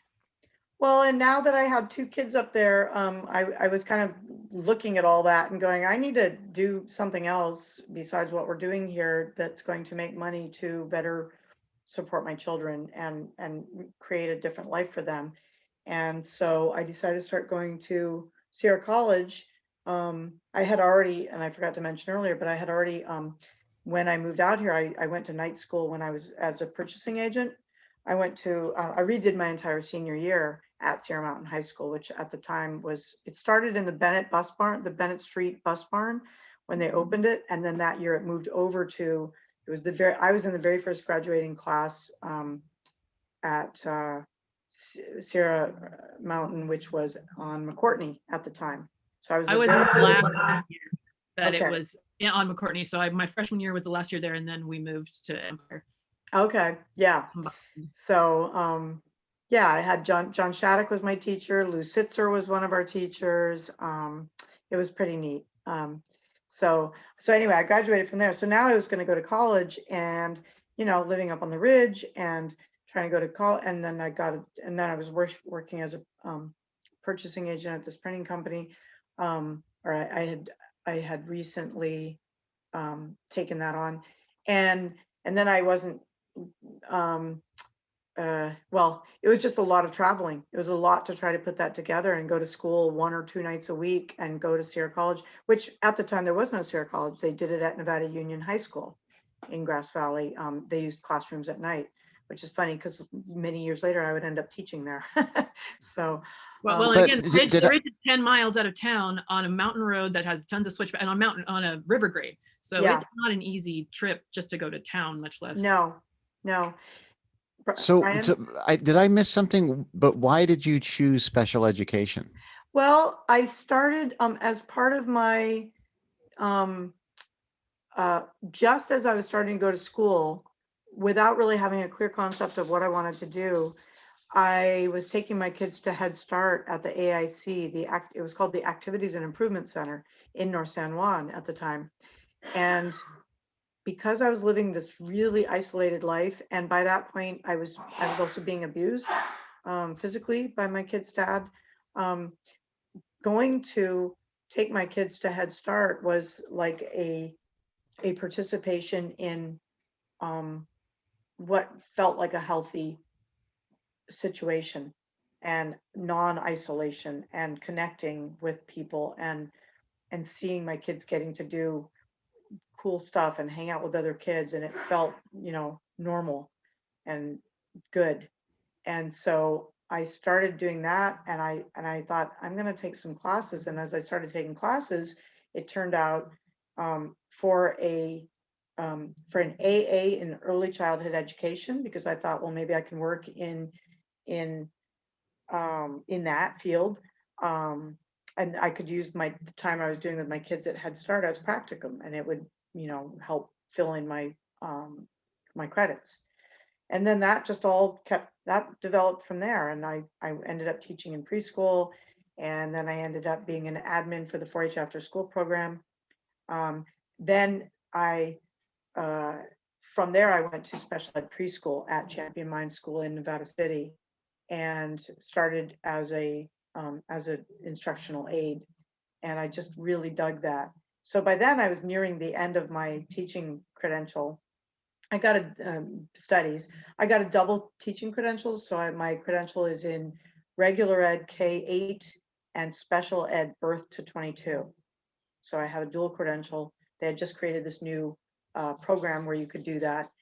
And the neatest thing was, as I was finishing up my credential, and I was at Champion Mind for 5 years working with kids who were every manner of disability, all kinds of stuff.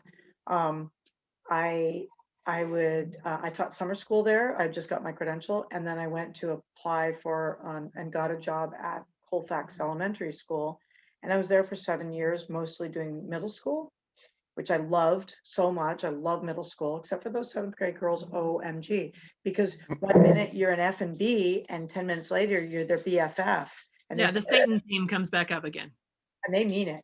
Yeah. Both times. Satan. Yeah. Oh yeah. Middle 7th grade girls there, is the devil. That's the true devil right there, 7th grade girls. But it's true. Yeah. But then I left there and came back and got my job at the high school. And this was such a neat thing. Now the little children who I'd left when they were preschoolers and I went off to go teach in Colfax, I came back, now they're all in high school.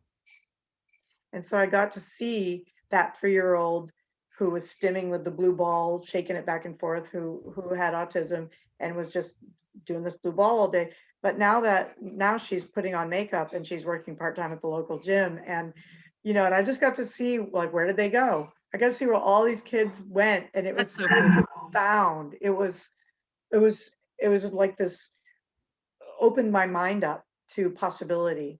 And I always loved that. And that was from one of my major mentors too, David Potter. He was an adaptive phys ed teacher, and I adored David. He was wonderful. I sang at his memorial a few years ago. And David always said, we just want to get kids, get them to their best them, whatever that's going to be. How far can they go? and get rid of those ceilings, and don't decide for them, oh, honey, you can't do that. You're in a wheelchair, or you can't do that. You don't know how to do math, or whatever it was. And stop having those kinds of conversations. And I love that so much. And it transformed how I approached teaching.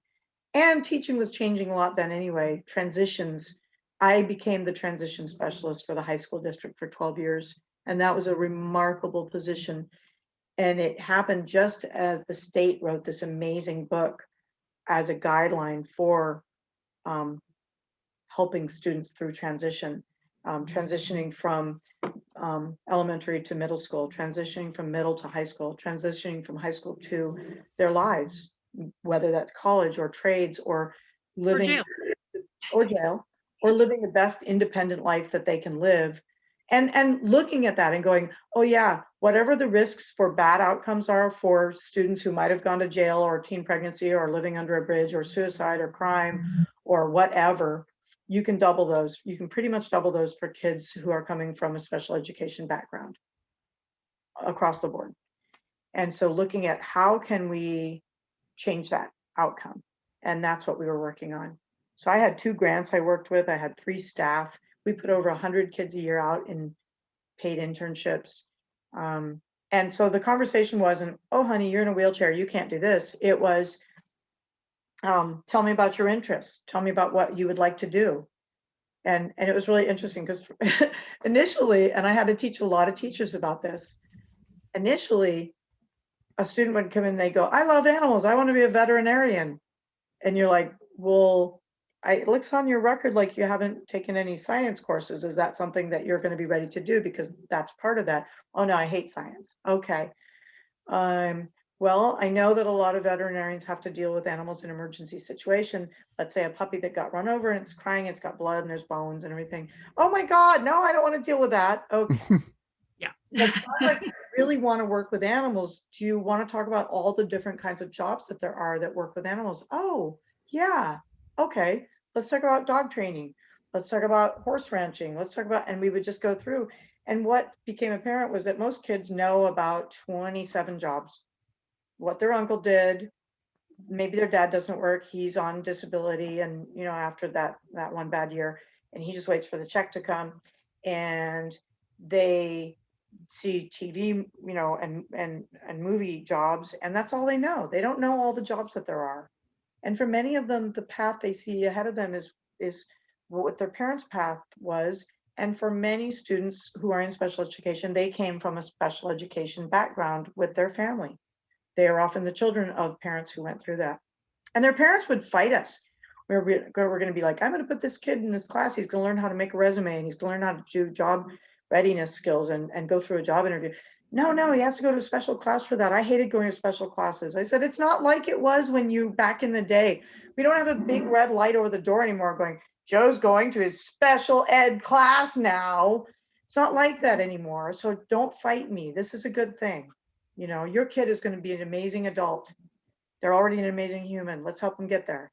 Yeah, give them some tools. Let them have some tools. Exactly. Is there one instance that you remember where you were like amazed by the outcome, that you were like, just you're like, this is why I do this work?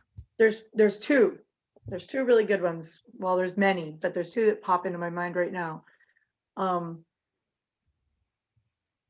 Okay, 3.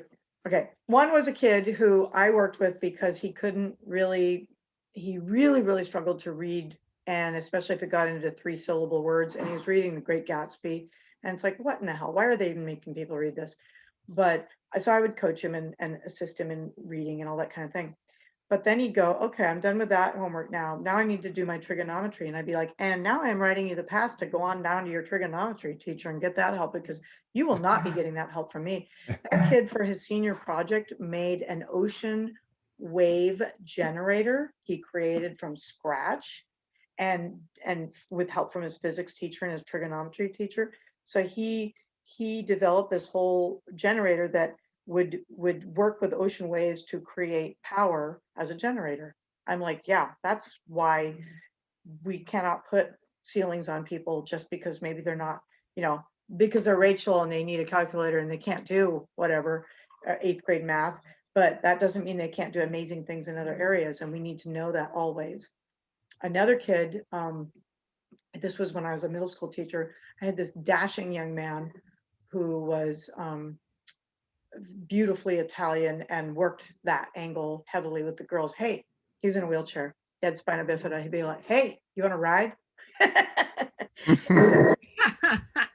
It was time for 6th grade to go off to science camp at Wolf Mountain here in Grass Valley. And so I'm calling ahead on behalf of a couple of kids who have some challenges. And I'm saying, hey, we're going to be sending these kids and want to talk to you about the activities that they'll be involved with there. And they're like, oh yeah, we got a zip line and we're doing bow and arrow target shooting, and we're going to be doing stream side research and hayride on the truck. And I'm great. Well, I've got a kid, he's coming in a wheelchair, and oh no, we can't have him there. And I said, well, there's this thing called ADA, and I don't want to go all ADA on you or anything, but yeah, we will be doing this. Again, going back to David Potter.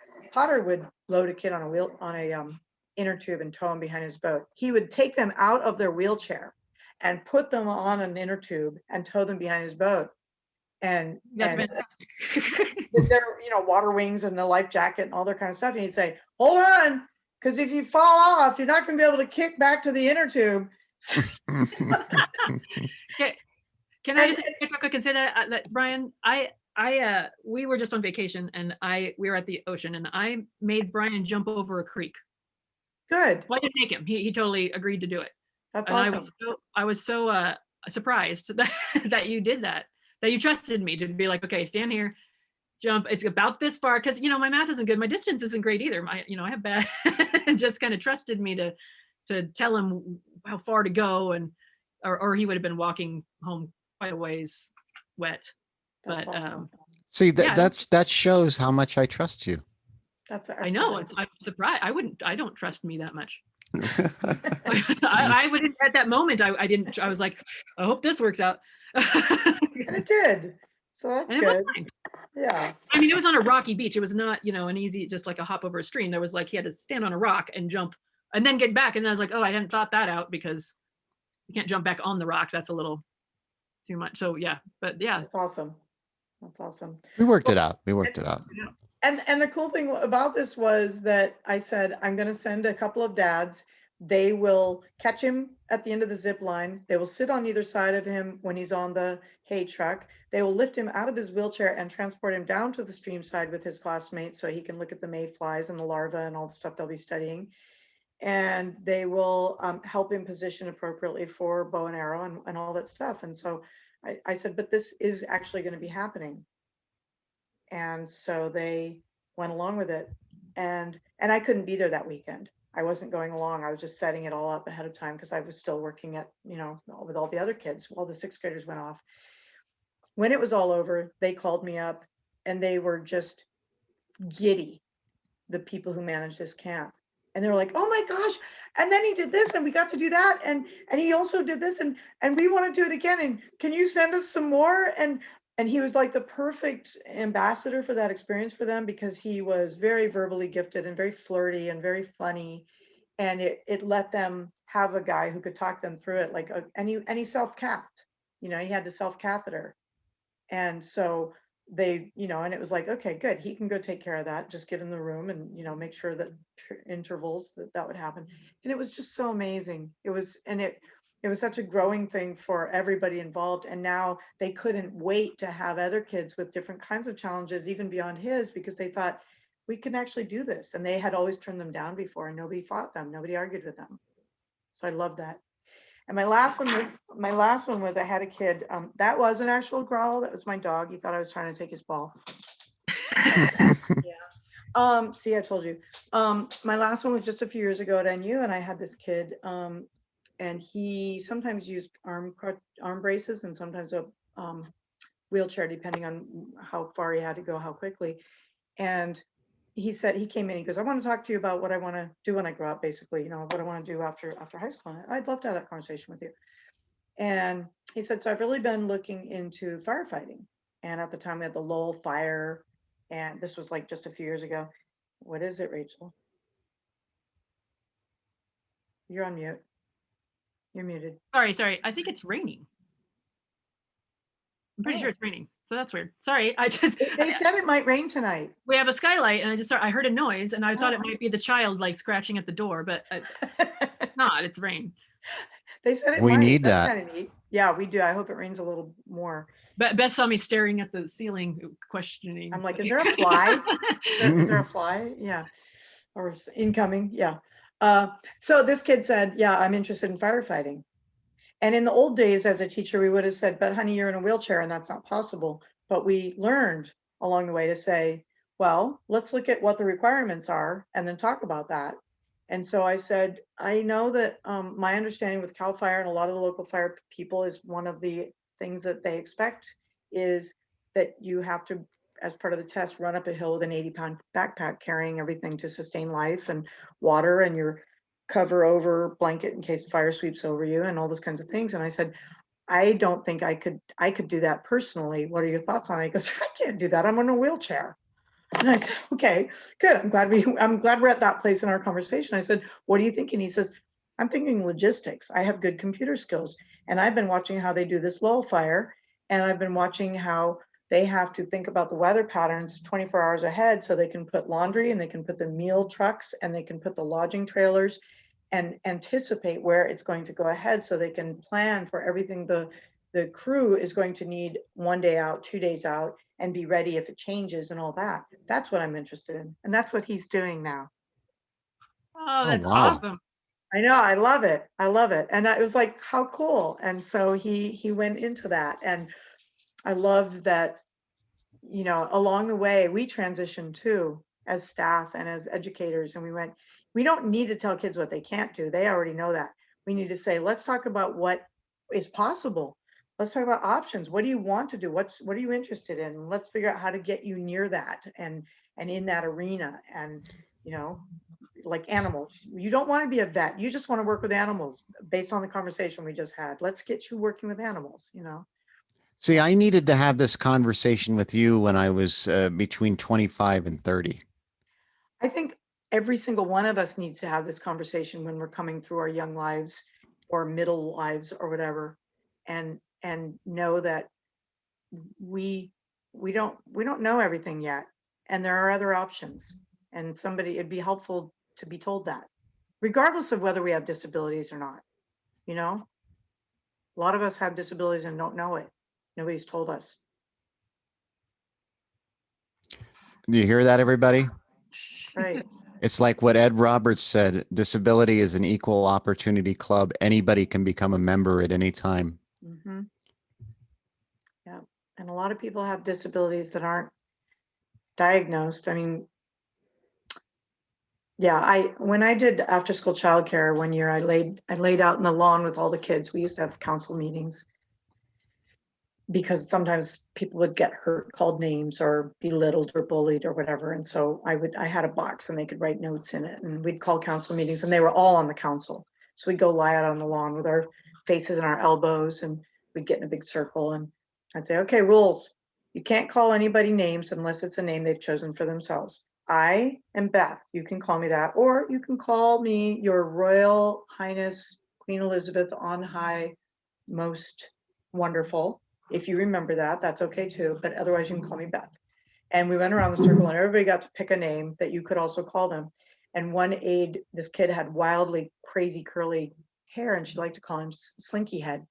And she goes, can I call you Slinky Head? And he goes, only if I can call you blah, blah, whatever it was. And that was their side agreement. So they had that, and people could, yeah, I said, yeah, anybody can make a side agreement, but you have to honor that that's the agreement.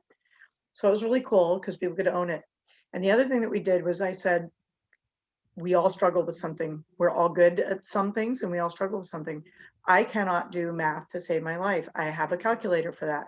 And I consider that for myself a disability because I said I was ridiculed by my 8th grade teacher, Mr. Fred Kelly. And I'm sorry to say that when I heard a few years later he'd had a heart attack and passed, I kind of secretly celebrated because he'd hurt me so much. He'd go, what'd you get on the first question? Well, I didn't really understand it. And I'm in my head, I'm thinking, and that was when I threw my math book last night, screaming and swearing and crying.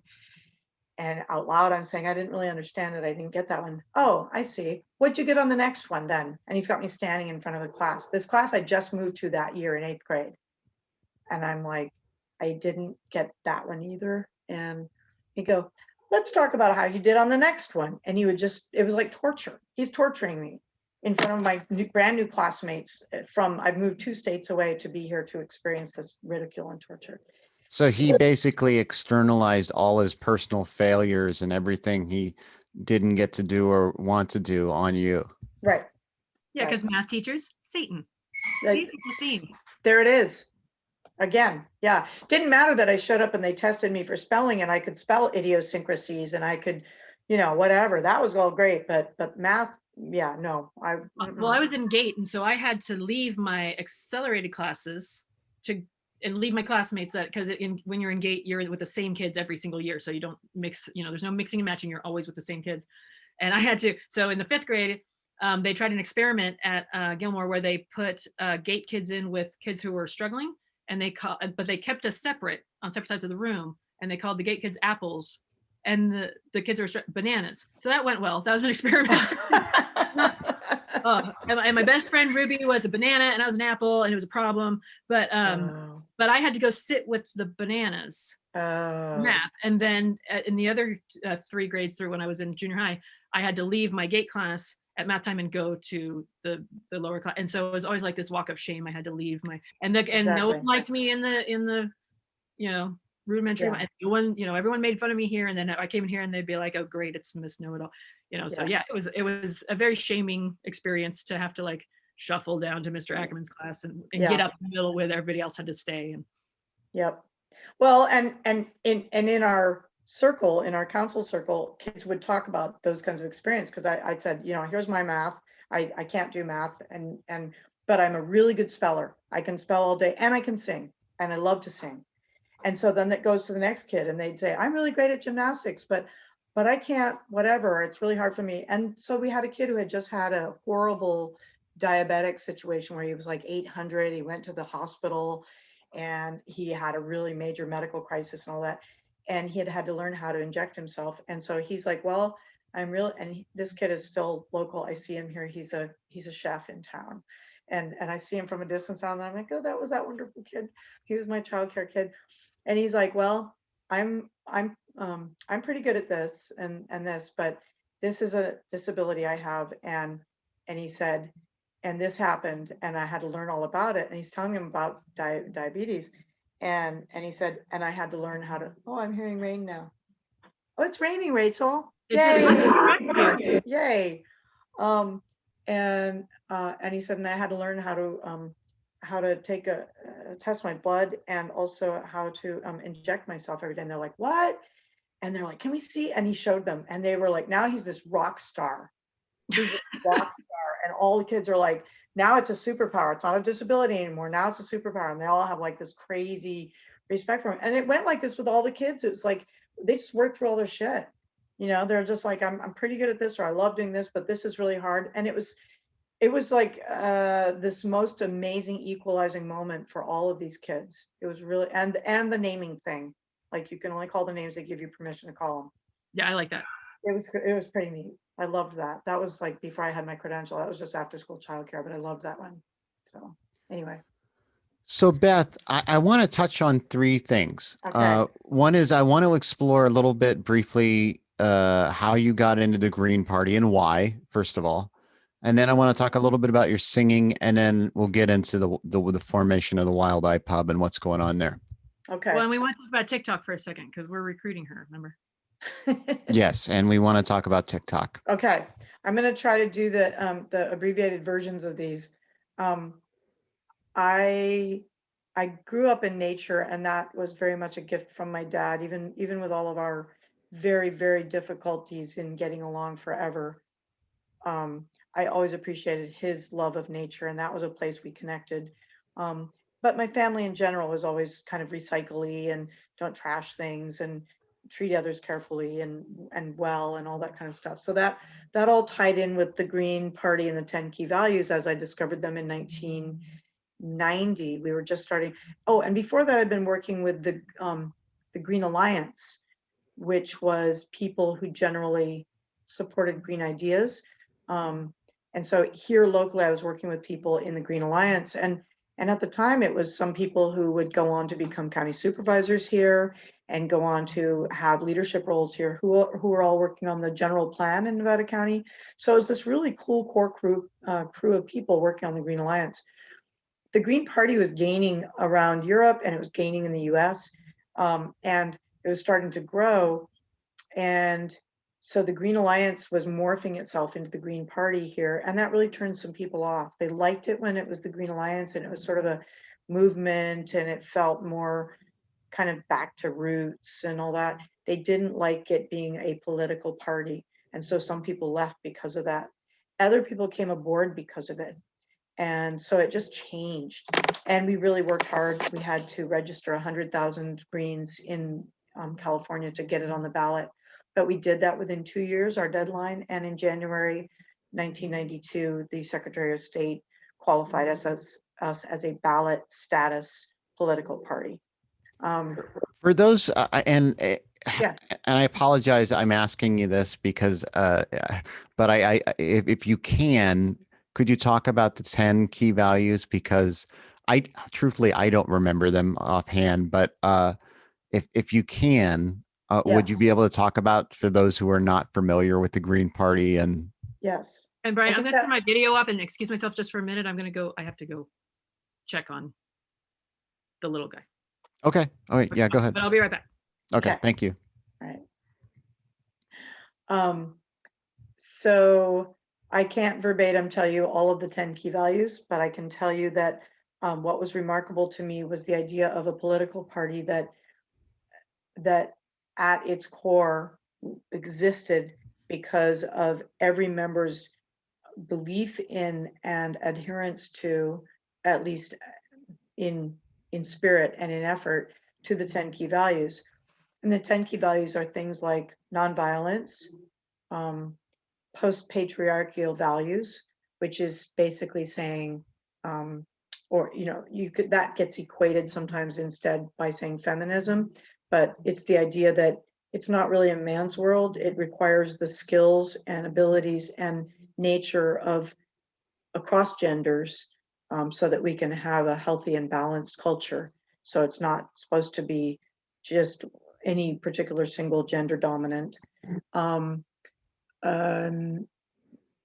Decentralization, meaning local community decisions, local community economy, and those kinds of decisions aren't being made in some smoky boardroom somewhere in a city and just trickles down to us here. And a lot of seventh generation kind of stuff. Future focus. Future focus is one of them, and that's the idea that what's good for this generation and the next one and the next one, not just what's a quick buck for me right now. Ecological wisdom is one of them. Making good choices for all the species, not just ours, or trying to keep a balance in that area. So it's a whole range. It's 10 key values basically that say these are core ideas that in our platform, in our bylaws, in our actions, in our decisions, in our candidates, in the elections that we run, we will abide by. That included the candidates that we've run being willing to not take corporate donations. And that's been very difficult. And frankly, that makes it very hard to get people elected when your other major parties go, pile that money in here. We want all of it we can get. Yeah. The other major thing about the Greens is trying to operate by consensus so that everybody has a voice in decision making. The Greens are not pure consensus decisions because at some point you have to agree what the wording is that you're going to put in the voter pamphlet, and Greens by nature could sit and debate that for years. Should it be a must or should it be a shall in that third paragraph? Well, I believe this and I believe that. So we adopted kind of a super consensus model of 80% for policy and 66% for business.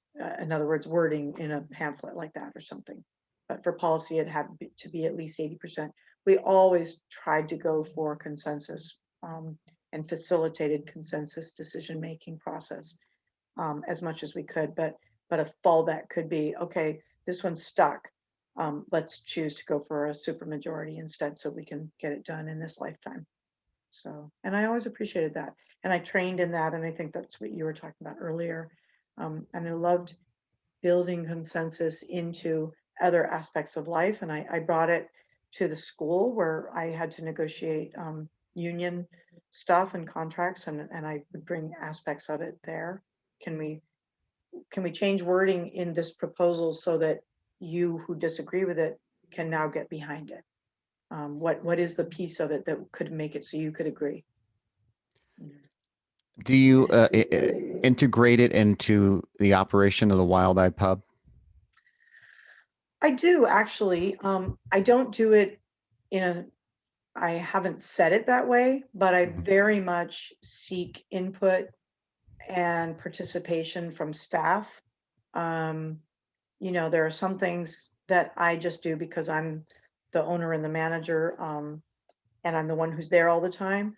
But definitely when we're making menu decisions, or there are a variety of decisions that have to be made around there. And I especially try to seek input from people who are directly affected. You know, if you're cooking in the kitchen, I want to hear what you need with regard to scheduling and comfort, and foods that we're making that make it interesting to you, that make this a more valuable and interesting workplace for you. Within the construct of, we are doing local, organic, you know, not corporate, large food processed types of products, which makes it more attractive for a lot of our staff, because they're like, oh, this is real food. Yay, I love this. You're not shipping in Cisco every day. Not none, no days. That's right. Yeah. So we, Right. yeah. And therefore we bring in interesting characters. And that's another thing, because of my teaching, because of Greens, when we went to hire for the Wild Eye Pub, we set out to hire a cast of characters. We didn't want a bunch of cookie cutter generic people who were just somebody in a suit, you know, or somebody in a starched shirt. We wanted interesting people, and we certainly got interesting people, and I love that. We hired a couple of my former students who got trained and learned skills there and did their thing, and they went on to take higher positions at other workplaces, which is really cool. I love that. Yeah, that's wonderful. Yeah. So let's talk about your singing. How did that develop, and so on? I started singing in second grade as soon as I got back from Africa and started school. I mean, I sang before that, but I sang with choirs and all that kind of thing. In seventh grade, Mrs. Knertzer in Ann Arbor, Michigan at Tappan Middle School was brilliant, and she made us learn very traditional choral pieces, but she would also bring in David Bowie fame and Elton John, Brown Dirt Cowboy, and stuff that was really cool and really in right then. And she would mix it, and it made us all buy in, because we would sing really cool stuff that we were hearing on the radio. And therefore we were also willing to do these interesting old Baroque choral pieces that held more value to her maybe at the time than they did for us. But it made it wonderful, those experiences. And I always loved choir. I then in high school was part of a 100 women choir in Fredonia, New York. And I loved that, even when I was getting in trouble in school, even when math sucked, even when other things weren't wonderful for me. You know, there are those things that feed you, and singing was always one of those for me.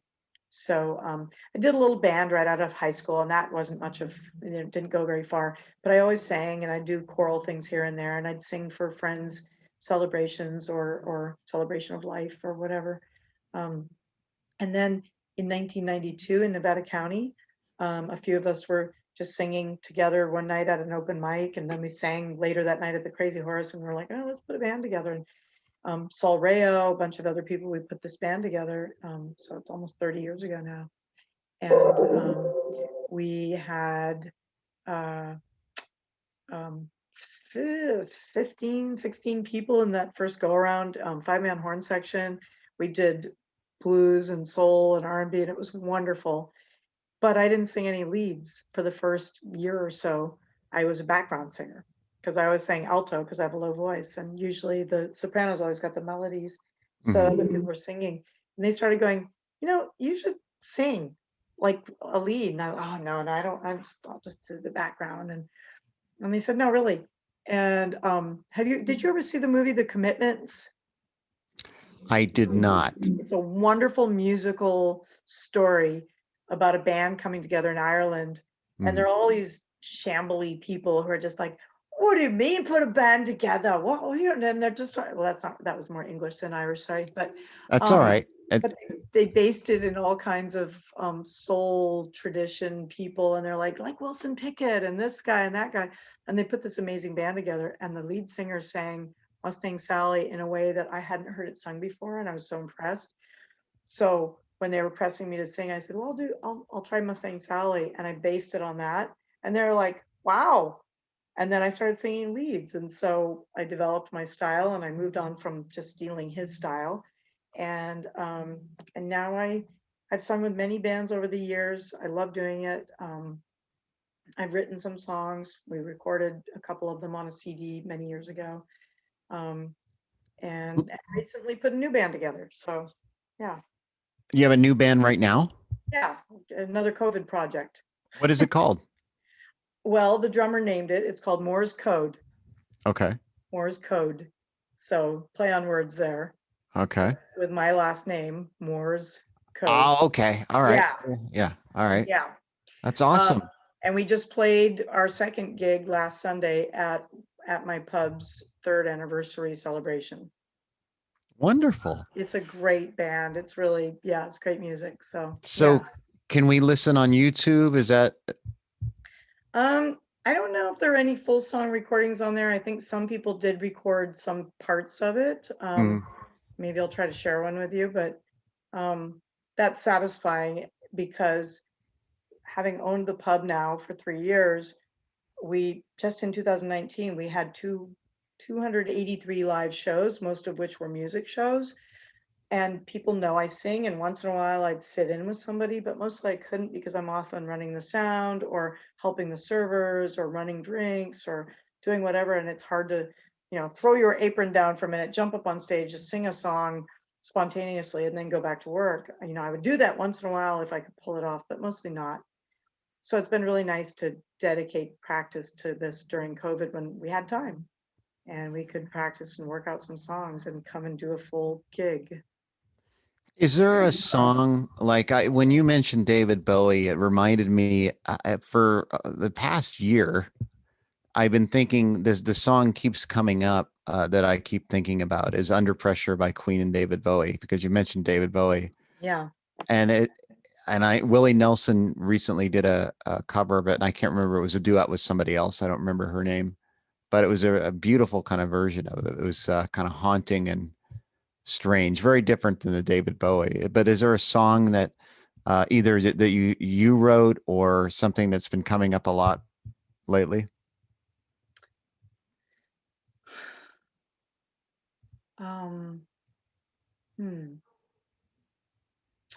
We didn't do any of the ones that I wrote, but the very first song that I heard in the dark, dark, dark times of COVID, when I would often be bartending, which I had never done before, but it was so slow some of that time that some staff, there was no point in them coming in some days, and I would just watch the bar because there wasn't much going on, takeout, there just wasn't a lot happening, and it was really sad and hard. And I watched a lot of YouTube during that time. We kind of flip it on the screen that's in the bar. And a song that came up, a new band I'd never heard of, is called the Black Pumas. Mm-hmm. A song called Colors. And I started listening, the songs go by, you're busy, you're doing classes and putting stuff away, and it's like womp, womp, womp, music in the background. And this song really caught me because the way Stephen, the singer and the songwriter, performs it is very impassioned, and it just feels really real and timely also. He's Black, and this song talks about colors at a time when we were really struggling over this last year with issues around George Floyd and our nation and our community here, the horrible stuff that happened here last August, with people in support of Black Lives Matter and other people feeling like that was very threatening to them and to their politics and how they saw the world, and just a lot of strife in our country and locally over this last year. So the song felt like it captured some of that for me, maybe in a hopeful way of going forward. And so I started singing along with that song a little bit. And Gary Regina, the saxophone player, and I had talked for some time about doing a band, because he would come play and he'd occasionally say, "Will you sit in on this song tonight?" And I sometimes could. And we kept going, "We should do a band." And when we finally had that conversation again last summer, and we started getting serious about it, I said, "I really want to do this song." It was the first song I brought. And it's just this lovely song that in an indirect way, in a soft way, comes in around the edges and just talks about colors, all my brothers and sisters, and all my favorite colors, all my favorite colors. It's beautiful. Now, you don't have to, but would you mind singing a couple lines from it? Let me If you're not feeling up to it, that's okay. I don't want to put pressure on you. I just thought if you were in the mood, let's capture it. Well, the chorus goes, let me see if I can do this. It goes, all my favorite colors, yes, ma'am. I got all my favorite colors, that's right. My sisters and my brothers, see them like no other. All my favorite colors. And it goes on from there, but it's That's Yeah. beautiful. yeah, I'm back. it's a really touching song. The part from there, and my voice, I have to say, is still a little beat from the gig this week, but it goes on from there. It's like, it's a good day to be, a good day for me, a good day to see my favorite colors. And I just felt like it really captured that spirit of all the struggle we've all been going through in this last year about color and about difference and about being able to be who we are and be not attacked and at peace and respected and held safe, and in so many different ways. It's been a difficult year for so many people. Rachel, what's going on? You're unmuted. It's cold. It's raining. I'm changing sweaters. Okay. I wondered if Are you just robing on? I'm changing my clothes. She was just, yeah. Are you changing with the video on? Are you like? Are you this nude? kind of show? Yes, Brian. I'm totally nude on. I don't think YouTube lets you do that. No, I switched sweaters. I had a short sleeve sweater. Now I have a long sleeve sweater. See, you're always looking for an opportunity to showcase your breast. Yes, that sounds just like me. Well, she didn't get that far, Brian. The taxpayers did pay, a pretty penny for them. So okay. Well, I'm happy to spend my taxes that way. I said that as a deterrent to some jerk once in a bar, because I have reconstructive surgery. It's not, they're not good. Not that it matters. There's nothing wrong with cosmetic, but they're not cosmetic. I had to get them. And some guy said something about it, and I was like, well, you paid for him. And he's like, well, I paid for him. I get to touch him. Like, usually, my witty comeback usually would shut people down, because I'd throw the cancer card out there. So they'd say something rude about my breast, and I'd be like, yeah, well, they're actually cancer reconstructions. And so I didn't pay for them. You did. And usually go, oh, but he was like, oh, well, then they're part mine, right? Like, thanks, buddy. Thanks, Gary's Place. Yeah. Big shocker. That's definitely Nevada County right there. Yeah. So Beth, so we can wrap her all up. Okay. With let's talk about how the Wild-Eyed Pub came about, because it's interesting how, in my mind, it's pretty mystic, because the Wild-Eyed Pub is in a location where the Empire House used to be. Well, it's the same building, but right. And I went there as a child, with my family, and that kind of has a long history because my family has been here for a long time. My grandfather and his brothers worked in the mines, so the Empire House was a place that we went to from time to time. So it was just interesting to come back full circle after so many years to be in that same space, and it looked very similar. I mean, I could see a little bit better when you first opened, and I can't see anything now, but Then it was a Swiss house, right? It was a Swiss house. most in recently. between, From yeah. 1984 to 2014. Yeah. And so I used to live right up the street. I mean, recently, but like right before you opened, I lived up the street, and I used to walk by and go, God, why isn't anybody doing anything with this building? This building is so awesome. Yeah. It needs to be a restaurant, like a good one, because I want to be able to walk to it, which I can't anymore. But also, I mean, it's just the coolest building, and you Yeah. made it cooler somehow. You made Well, it thank even you. I cooler. appreciate that. I love the bathroom. You know how I feel about bathrooms, and it's one of my favorite bathrooms in Thank the you. county. That's how I spent my last year teaching from 8 to 4 every day, and then coming to the pub from 4 to midnight, working on the renovation and sitting on a ladder in both of those bathrooms, doing every inch of texturing and every inch of painting, and then putting in all those nice ADA stalls, and then what do you call it? A hands-free sink, hands-free dryer, and I wanted it to be as usable as possible. And so, yeah, that was. And it smells delightful, and it's just, I just love Yes. being in there. Yes, thank you. I'm glad you enjoy the bathrooms, Rachel.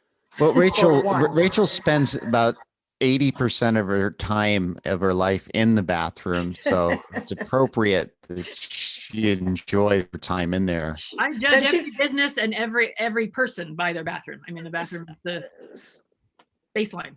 Well, and then you're a good bathroom judge with that kind of, bathroom time and everything. So and now it's even more meaningful. Thank you for loving our bathroom. So let me ask you this: why a pub? Why now? And what made you and Yeah. your husband decide to Yeah. purchase it? Yeah. Why, Brian? Well, I'm asking. I Why? know. Me too.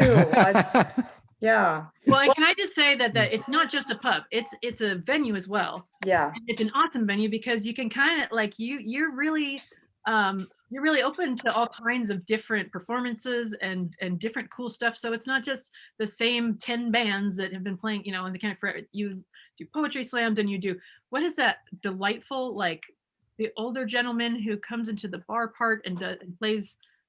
What do you have? Chet Salvatorelli. I love him. Yeah, he'll be 94 this month.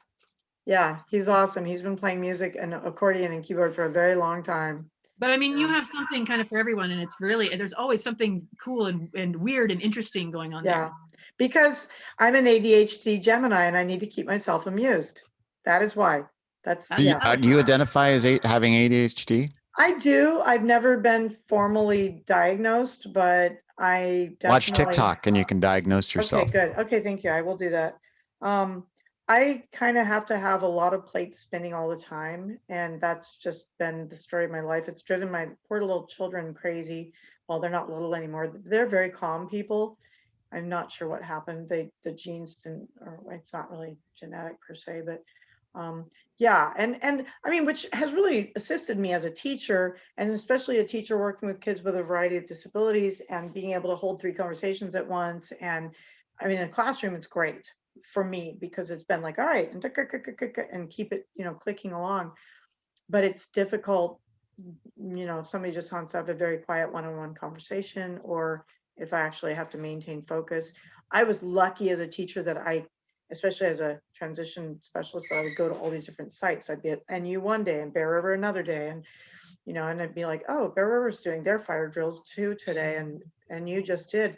Oh, I think I need to go check on the kid having that one placement at that other place. Bye. And I could duck out of the fire drill because I'm like, I've had enough fire drills for this week, Anyway, I would be bored out of my skull if I just sat in the same classroom every day doing the same seating arrangement and the same taking roll and the same wah, wah, wah, wah, wah. And I'm very lucky I had the kind of job I did as a teacher that let me do different stuff all the time. And it's been important to figure out how to structure things that go with my ADHD rather than fight it. And I've had that conversation with students too. They go, I want to do this.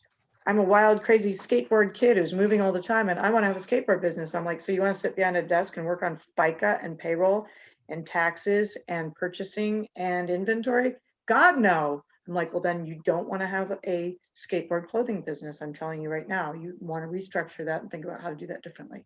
Okay. So, yeah. I think I think you need to talk to Rachel. We actually have, I talked a little bit about this because we were sharing hacks. yeah. Hacks. Yeah. I would love, yeah, I always love talking about that stuff, but, how I mean, I did always found the things I was good at. It's kind of like going back to what you're saying earlier, like I just kind of naturally gravitated towards things that fit in with my brain problems and was luckily successful at them, you know, because not everybody exactly. does that. So I was very lucky to be in the right place at the right time and be able to maintain that, you know, freelance writing was very, very good for it. But also, you know, the hyperfocus, I get obsessed and you know, it's very hard for me to pull out of it. But you know, until I'm writing till 4 a.m. and I'll write 800 and then I won't write anything for months or so. Yep. It's hard for me to find that balance. But yeah, I think that it goes back to like, okay, let's not focus on what you can't do and Right. what are you good at and Yeah. stick with it. And I haven't been able, I mean, I've almost always worked for myself. If I didn't, it had to be really exciting. You know, I was landscaper for a long time, so that's a different site every day.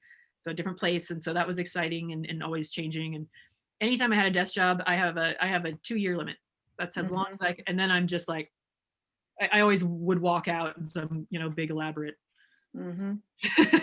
drama to get out. But and I think part of it too is having the permission to explore that. I think so many of us have these, we grow up with these models. We've been told like it's supposed to go like this. You're supposed to go to school and then you're supposed to go to college and then you're supposed to get married or go get a job, get married, have children, this is the way it goes. And if instead we say, you know, you go along, figure out what you need to do to be happy and productive and hopefully get an education so you can have a general understanding about the world and the people around you and those kinds of things and be, you know, be able to participate in that, but not have preconceived like you have to go to college or you have to have this kind of a job or you have to whatever. And I think that's changing. And I think that gives people a better chance to go toward seeking the experiences that are the most satisfying for them and then turn that into a job. And that's what I told people forever. I say, figure out what you love to do and then figure out how to make a living at that and you will be happy all your days. And kids would tell me, well, I want to do what makes the most money. And I say, that is not necessarily the thing that will make you happy. I know a story of a guy who grew up to be a lawyer and he'd go to work and he'd throw up every day. He started out his day throwing up every day because the stress, and he hated it, and he made great money, but he hated his job. And I say, do me a favor and cut out the middleman, because you don't want to be that guy. And then you have to go to therapy for years and lie on your therapist's couch crying about your horrible life and your awful kids and your wife who doesn't understand you, and paying thousands of dollars for him to finally say, wow, it sounds like you want to be an artist. And then you go, oh my gosh, that's right, I want to be an artist. Here's thousands of dollars, thanks a lot. I say, cut out the middleman and just go there now. Figure out how. I've had considerable luck making up jobs, just making them up because Yeah. even in position like, how about I just do this? I know you could use this because that sounds way more interesting to me than this. That's the gift. That's the gift of ADHD. Yeah. Now, does your partner, is he a good balance for you? Like, is that so is because I couldn't do what you're doing because of, I mean, I could have come up with the concepts and I could run the step and I could do that part, but I couldn't. There's a lot of the paperwork stuff I wouldn't be able to do, and a lot of the more practical stuff that would be very difficult for me. I am still more of the paperwork person, and I'm the one who said, no, really, we can write a business plan that will convince the SBA to loan us the money to buy a building in a business that neither of us has ever done, and not having started that business yet, and yet we want to buy the building to start that business. He's worked in food service. He has done that, but never as a, you know, he's never like been the overall manager or anything like that. And I had never waited at a table in my whole life. We need to talk about the spring rolls. Yeah. Oh my gosh, those are so good. Yeah, we should bring those back. I know he hates making them, but they were so good. No, I love them. But we wrote a brilliant business plan. We did our research, and he's like, isn't there a consultant we can get for this? I said, yes, there's people who work out their whole freaking, you know, business masters doing this, and we're just going to do it. And we spent a long time doing it, and we got it, and it worked, you know, and now we're doing it. So people are like, oh, you're so lucky you stayed open during COVID. I'm like, I don't have a choice. I own the damn building. What do I do? Walk away if we're closed? No, I have to stay open. I have to keep going. Well, So I think that ADHD ability to come up with new ideas all the time Right. and be able to Yeah. not go with the flow necessarily, but adapt fast adapt. That's is what what people kept you always, guys alive. yeah. And that's what people always told me as a special ed teacher. Oh, you work with special ed, you must be so patient. I said, I'm so not patient, but I am extremely flexible. I can always figure out, oh, plan A is not working. He's climbing the walls. Hey, here's plan B. Look over here. You know, I can do that. So It's from but- having a lot of terrible plans that don't. yeah, that's right. You wanna And go, "Ah, we're moving well." on to plan C. Here we go. Yes, exactly. And a lot of people are fearful of that. They're like, oh my God, you're going to open a whole business and do all that. And I'm like, well, yeah, it seems interesting. Which goes back to Brian's question. Why did we do this? It's because we were doing a bunch of art with the makerspace, and David and I are both rabid collectors of things. Like, oh, look at that pretty chunk of big sheet of cardboard at that yard sale, but they're going to throw it away. Well, we have to take that. It shouldn't be thrown away. Likewise with egg cartons. I can't throw away an egg carton. I have to find who's growing eggs, and they need egg cartons. Here you go. Which goes back to the Green Party thing. You know, we want things to go where they belong. And that this should go to somebody who needs an egg carton, and this should go to somebody who's using copper and making copper art. And this, I hate to see something thrown away or wasted or ruined when it could go to its place. And we want to see, you know, it's like if you find one glove, you really want to find the other glove so they can go together. You know, it's like making things go where they go. And so we thought, well, we're collecting things and we love to collect and we love to make. Let's make a little place where makers can get together, and it'll give us an excuse for collecting all the cool copper and chunks of wood and stone fragments and weird. Place to put them all. Yeah, we can sell them and to sell them to other makers, and we'll all sit around and, well, how about if we get a place where we make the soup of the day and some tea or something, and we'll all hang out and make and do this stuff and all that. And then we looked at little places that were too small and tiny, and we needed a big place that's kind of sprawling and has room for all that junk. I mean, all that important art resource stuff we were collecting. And then we ended up with the pub with the Empire House, and then we've really almost never done art again. See, that's classic ADHD though. Like, oh, let's have like a little community thing where we can do some artwork, or we could buy one of the most historical buildings in town and just buy it and just turn it into a business. And right. But the cool thing about that was it let us manifest all of these values, and like I was the volunteer producer for Earth Day for 20 years, which went with my Green Party thing. Well, now instead of volunteering for that and doing a lot of work and other volunteer stuff, I can go, oh, I can now hold a fundraiser for, and I have, for the Wolf Creek Community Alliance for restoration of Wolf Creek. We've held fundraisers for Healthcare for All and Care Force California to raise awareness and move toward a 2-day health clinic here, and also to move toward single payer healthcare.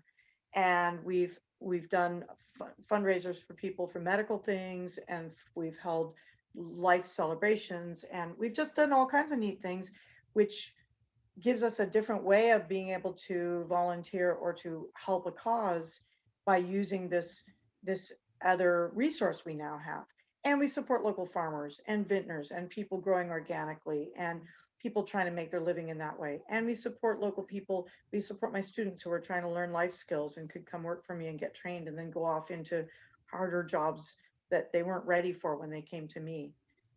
Because I was a special ed teacher, and now I can support people who are different and maybe weren't going to get hired somewhere because they're different, but now they're one of our happy cast of characters and we love them, you know, and now they go on because now they're ready to go into a job with somebody who may not have that same appreciation for their uniqueness, but now they can just be a strong worker and they don't have to get hired because they're unique, you know, and it's neat. I love that. So Well, there we let's talk a little bit about the performances that happen there, because it feels like, you know, it's a wonderful community space, and it has an emphasis on performance, and it's a great space for performance, for intimate performances. And like, and I'm pissed that nobody fucking told me about this, that you had Johnny Cash's grandson playing there, who I heard was awesome. And by the way, as you're aware, the show's called The Blind Man in Black. I know. which is a joke, a play on the Man in Black, I love it. which not one person has ever mentioned that I've interviewed once, except David Keith Cobb. I should have said something. No, I'm not blaming you. This isn't an Okay. intervention. No, I'm just saying it's funny, but the point is, like, there's been some pretty amazing performances there, and so talk a little bit about that.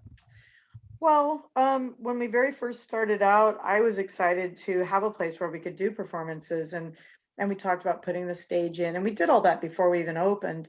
And then we had to make adjustments, and the sound was the big room was too harsh, and we had to put sound panels to soften the sound, and we kept going as we went along.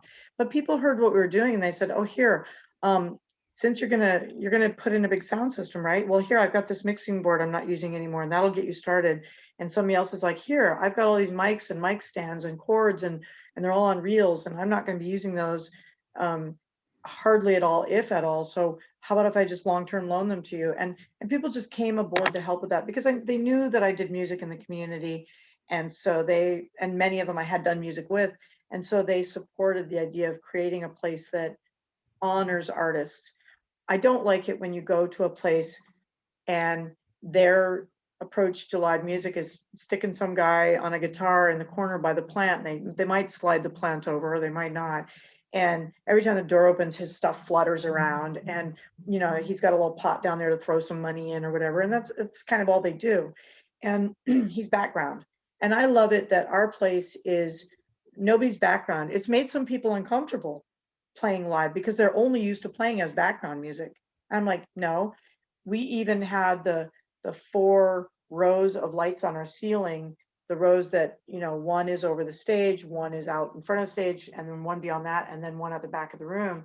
Those rows already existed, but we had our electrician rewire them with dimmers so that when people are playing on the stage, I can help them remember that they're supposed to be listening by dimming the rows that are out in front of the stage, so that the diners who are now audience find themselves in suddenly much lower light, and they're like, oh, that's right, the music is starting, and they tune into the stage. Because we're not going to say, okay, now nobody can talk and put your fork down and don't clink your plate. It's not like that.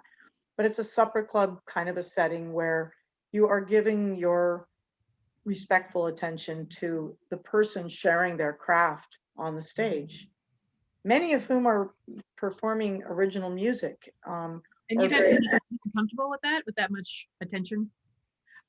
Almost all of them are comfortable with that. Once in a while, there will be people who really have only played by the plant, by the door.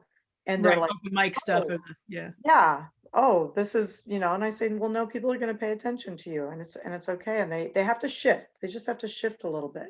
And I tell them, it's okay, talk to your audience. And we've had some really neat performances where like Mikhail Graham showed up with this really weird looking guitar that had no pegs on the top. It was like partly electronic, and they're getting ready to play, and somebody raises their hand and they said, can I ask a question? I said, can you ask? And what is that? And so people kind of laugh, and he describes it. And then somebody else raises their hand. Well, where do you get something like that? Well, I found it in this shop, and blah, blah, blah. And then somebody else's hand. And pretty soon we're doing 20 questions. And he kind of laughed. He's like, I did not expect this. I haven't actually been through this before. And I said, I love this. I love this. That's intimate, Yeah, my performances are really audience, like I really like to bring them in. So I love that. I love when, they feel comfortable and there's access to get them involved, because again, that's the teacher thing. Let's learn, let's ask, let's interact, and it's like, it's kind of the thing of, children will sometimes ask things that adults would feel were inappropriate. And I like it that people could just ask that, and they can feel safe and be like, I just want to ask this question. And, it's like, yeah, that's okay.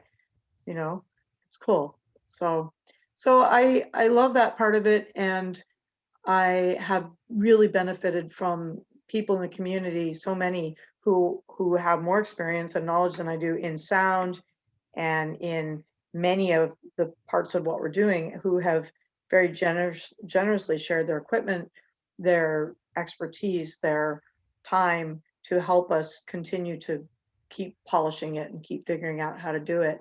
I didn't know how to do sound when this started. And now I can do a passable version of helping somebody set up all their sound, you know. And so we just keep going. And I tell people that it's like, I'm learning this too, you know, and it's So okay. talk about some of the different types of performances. So what can people see if they go to the Wild Eyed Pub? We have had belly dancing, we've had flamenco dancing, we've had trash fashion shows. We have had, oh, we were doing a monthly words with friends, fourth Wednesdays, poetry crashers would come and host some kind of a poetry thing. And in 2019, in late September, it happened to fall on Shel Silverstein's birthday. So we had Shel Silverstein's birthday as the theme for that. And we got a cake and we invited the community of whatever age to come in and bring their favorite poem by Shel or their favorite song, because he also wrote songs, very famous ones, and perform them as an open mic. And at one point we had a 70-something man and an 8-year-old girl who had never met before that night up on stage together reading what turned out to be their common favorite Shel Silverstein poem together and taking turns reading it together. We've had one-man shows, hilarious shows performed there. We've had our wonderful Halloween stuff. I think that's how Rachel and I first met. With Yeah, I mean, we met through Brian briefly, but yeah, that's the first time we ever did anything. Did that kind of thing. Yeah. Yeah, and got to do you know, some dark poetry and celebrate that kind of thing. And we did Dias de los Muertos dinner, where we did a full beautiful altar show all set up and brought in marigolds and brought in things for people to kind of add their own altar stuff, and did a 6-course Mexican meal of traditional foods related to Dias de los Muertos, and talked about the meaning of each of those foods and used local people's recipes for that. Yeah, we've just done a whole lot of different things, just like, oh, hey, let's do this. This will be cool. And that's just a pleasure. I love that. Have you had any stand-up comedy? We have. Yeah, we had quite a number of shows in 2019.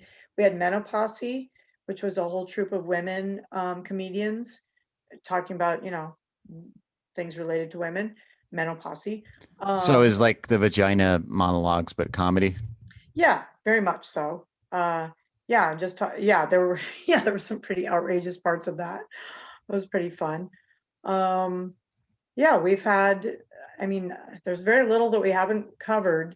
This right now, it's almost all music. There's just almost completely music.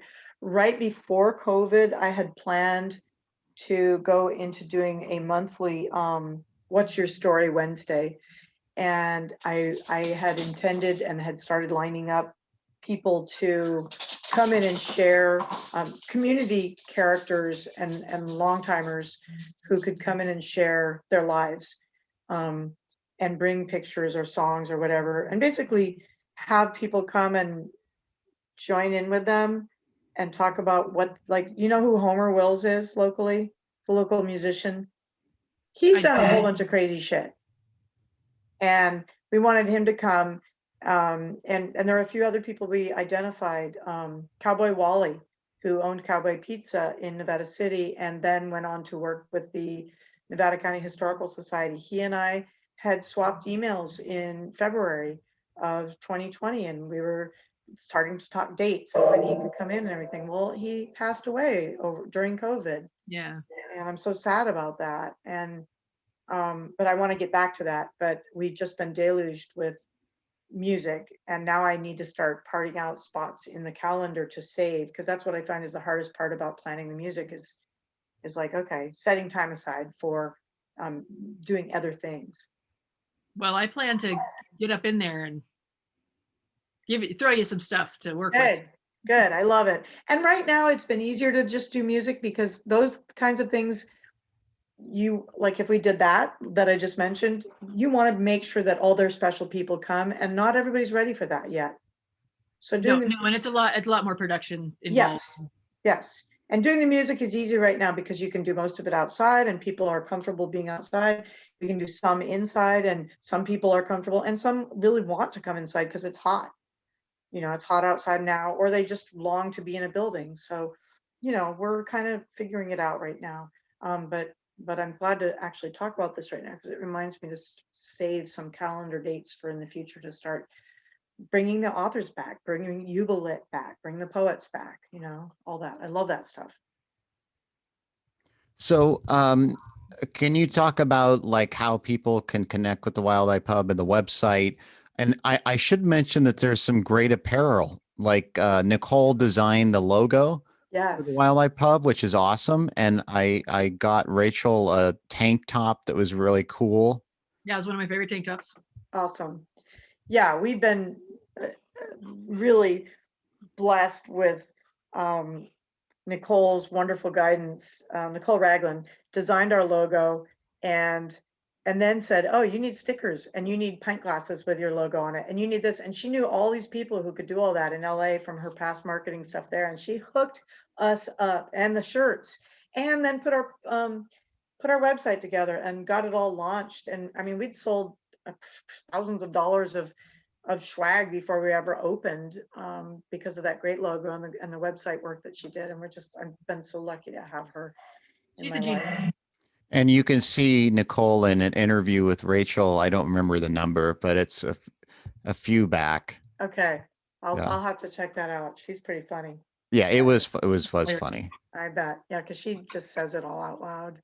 Yeah, there's no holding back. Yeah. That was probably the episode in which you decided that swearing was going to be okay because there it is. No. There was no way that wasn't happening. Yeah. So the website is wildeyepub.com. easy And enough to remember. yes, we have an Instagram account, wild.i.pub. We have a Facebook account, and that's very active, and that's, you know, Wild Eye Pub. We also have like 600 email addresses, and we send out an occasional email, not often enough, but we let people know when shows are coming up and that kind of thing. And it's a newsletter I actually read because I don't read those usually. Oh, thank you. But it's actually interesting and I actually do Thank read you. it. I try to, I really, and that's why I don't send very many because like you, it's hard for me to just sit myself down and create that. And I have to be in the moment of, okay, I'm ready to do this. And at that moment, it doesn't always come. I wish I could write it like every 2 weeks, I should send that out, but I can't make myself always be ready to write an interesting newsletter, you know? So. Well, it's quality, not quantity. Trust me. I appreciate that. Yeah. So what yeah, can we people- what can we expect in the coming months? Well, we are now almost completely booked out until the beginning of August. We have Are you talking about in terms of seating to eat music. there? No, music. We have Oh, okay. events every single night booked. I think there's 2 dates in June. There's 1 date in June that opened up unexpectedly. And then there's 2 dates in July that are still getting filled. One's pending. So we're completely booked up. We've got music every single night that we're open of many, many different kinds. Some are large bands, some are a single person. We just booked the other day. I've never booked a tribute band before because I just don't generally go for that kind of thing. But we just booked, dig this, Fleetwood Macrame. And they're a San Francisco band, and they obviously cover Fleetwood Mac, but they're young people, and they said they get every age of audience, and they said, and we don't take ourselves seriously. Like she goes, I'll be singing like Landslide, and the rest of the band will be behind me doing interpretive dance and weird stuff, and they invite the audience to sing along, and they just really play with it and have fun. So we just booked them for mid-August. In July, I think it's July 17th, maybe. We've got Rita Hosking coming. She's a very well-known bluegrass artist from Northern California.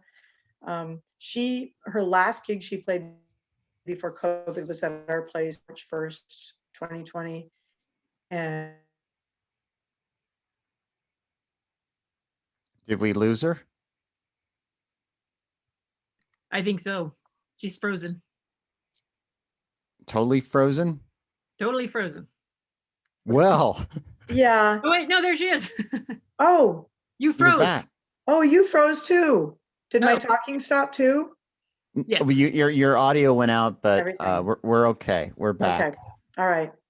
But we I don't know should. how that's going to play on We the. should wrap it up. Yeah, let's Yeah. wrap her up. All right. Is there anything you want to say, Rachel? Anything that we missed or that you feel that we should?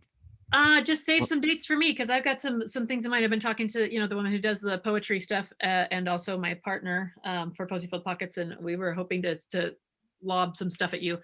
Also, Brian and I don't know if you've heard, Brian's a big TikTok star now. He went viral. Well, Awesome. we're both TikTok stars. That's awesome. No one gives a shit about mine. No one No, cares. no. I think it's the chemistry. I think it's both of us together is what makes it work. But anyway, go Mine's ahead. at like 300 views. He's at 70,000. Okay, so Wow. and I mean, they like when I do mean things to him. That is something that's the dynamic if we're picking on him. But I have a bunch of ideas of TikToks I want to do that involve him, and one of them is about how I thought it would be like eating dinner with my my new blind boyfriend, and how it ended up being. And I think that if you would play along. Do you have another? You have a blind boyfriend? You were my boyfriend at the time. You were my Oh, okay. But Is this a revelation for the show? This is It's how you're good going to to end chat. it by telling me you have a blind boyfriend? Yeah, so it's good to chat. these are just things that I noticed right away. When we first started dating, that were just funny to me. Like in restaurants, people, if there's change involved, people hold like a check or they'd hold it up to him without saying anything, and he doesn't see that, and they go Impatiently shake it. Yeah. shake it, like, and then look at me, and then look at him, and then shake it, and then look, like, what do I do? And they try to hand it to me, and I'm like, figure it out, like, take the next step, use your words. And so That's I right. wanted to do a little thing where if you wouldn't mind playing along, and to just be like, That'd be fun. and just because it's funny to me. I think it's hilarious when they It do is funny. and I love going like, No. not helping you out with this one. You figure it out, That's because all you have great. to do is say, here, sir, here's your whatever. But they just, people don't think that to the next step. So Right. so they're kind of awareness, but also funny. But but yeah, But- I was hoping we could do one of the restaurant ones, because the restaurants are always the best. Yeah, that would be a lot of fun. What do you say, Brian Snyder? Sounds good. Listen, Beth, thank you so much for sharing your life with us and taking us on this journey. It's been I've learned a lot, and I'm so grateful that we had this time together, all of us. And I'm so happy that the Wild Eye Pub is gearing up for a new run and into wherever we're going. And it's a wonderful place, and Rachel and I always enjoy going there. And it was actually a beautiful moment when we first got into that orange tier in last October. That was the first place we went. I hadn't been out anywhere since it started, and that when we went to the Wild Eye Pub, and it was a really wonderful experience. I felt safe and comfortable, and it was fun. And I always have fun when we're there. And I hope everybody else that if you're visiting Grass Valley, California, stop by the Wild Eye Pub and get some good organic food and maybe a drink if you're in the mood.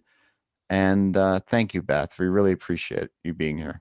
Thank you very much. And it's been really delightful talking with both of you. And I appreciate your patience in making this happen after a little slip up on the last time. And It was fine. We actually had a whole episode complaining about the fact that you didn't show up. So I'll have to watch that episode. They probably didn't even watch it. Yeah, that episode actually has 1,400 views. So that's great. yeah, so it worked That's out. great. Very good. Well, I really appreciate being here, and thank you for including me. And it was nice to think about some of those things again and my past motivations for why I'm here and why I'm doing this. And it's helpful. So a little self-therapy here. Thank you. Thank you. It was lovely, and everybody listening and watching, thank you for being here. If you have an opportunity, please like, subscribe, rate. If you don't like it, send it to your enemies. Do whatever you can. We appreciate it. And now we're going to have our awkward ending. Thank you so much, Beth Moore, owner of the Wild Eye Pub in Grass Valley. Thank you, my wife, for being here. Thank you, Brian Snyder. Thank All right. I love you both. Have a Thank you, lovely, I'll be in Bye. harassing you soon. Thank you. thank you. Awkward ending. Here we go.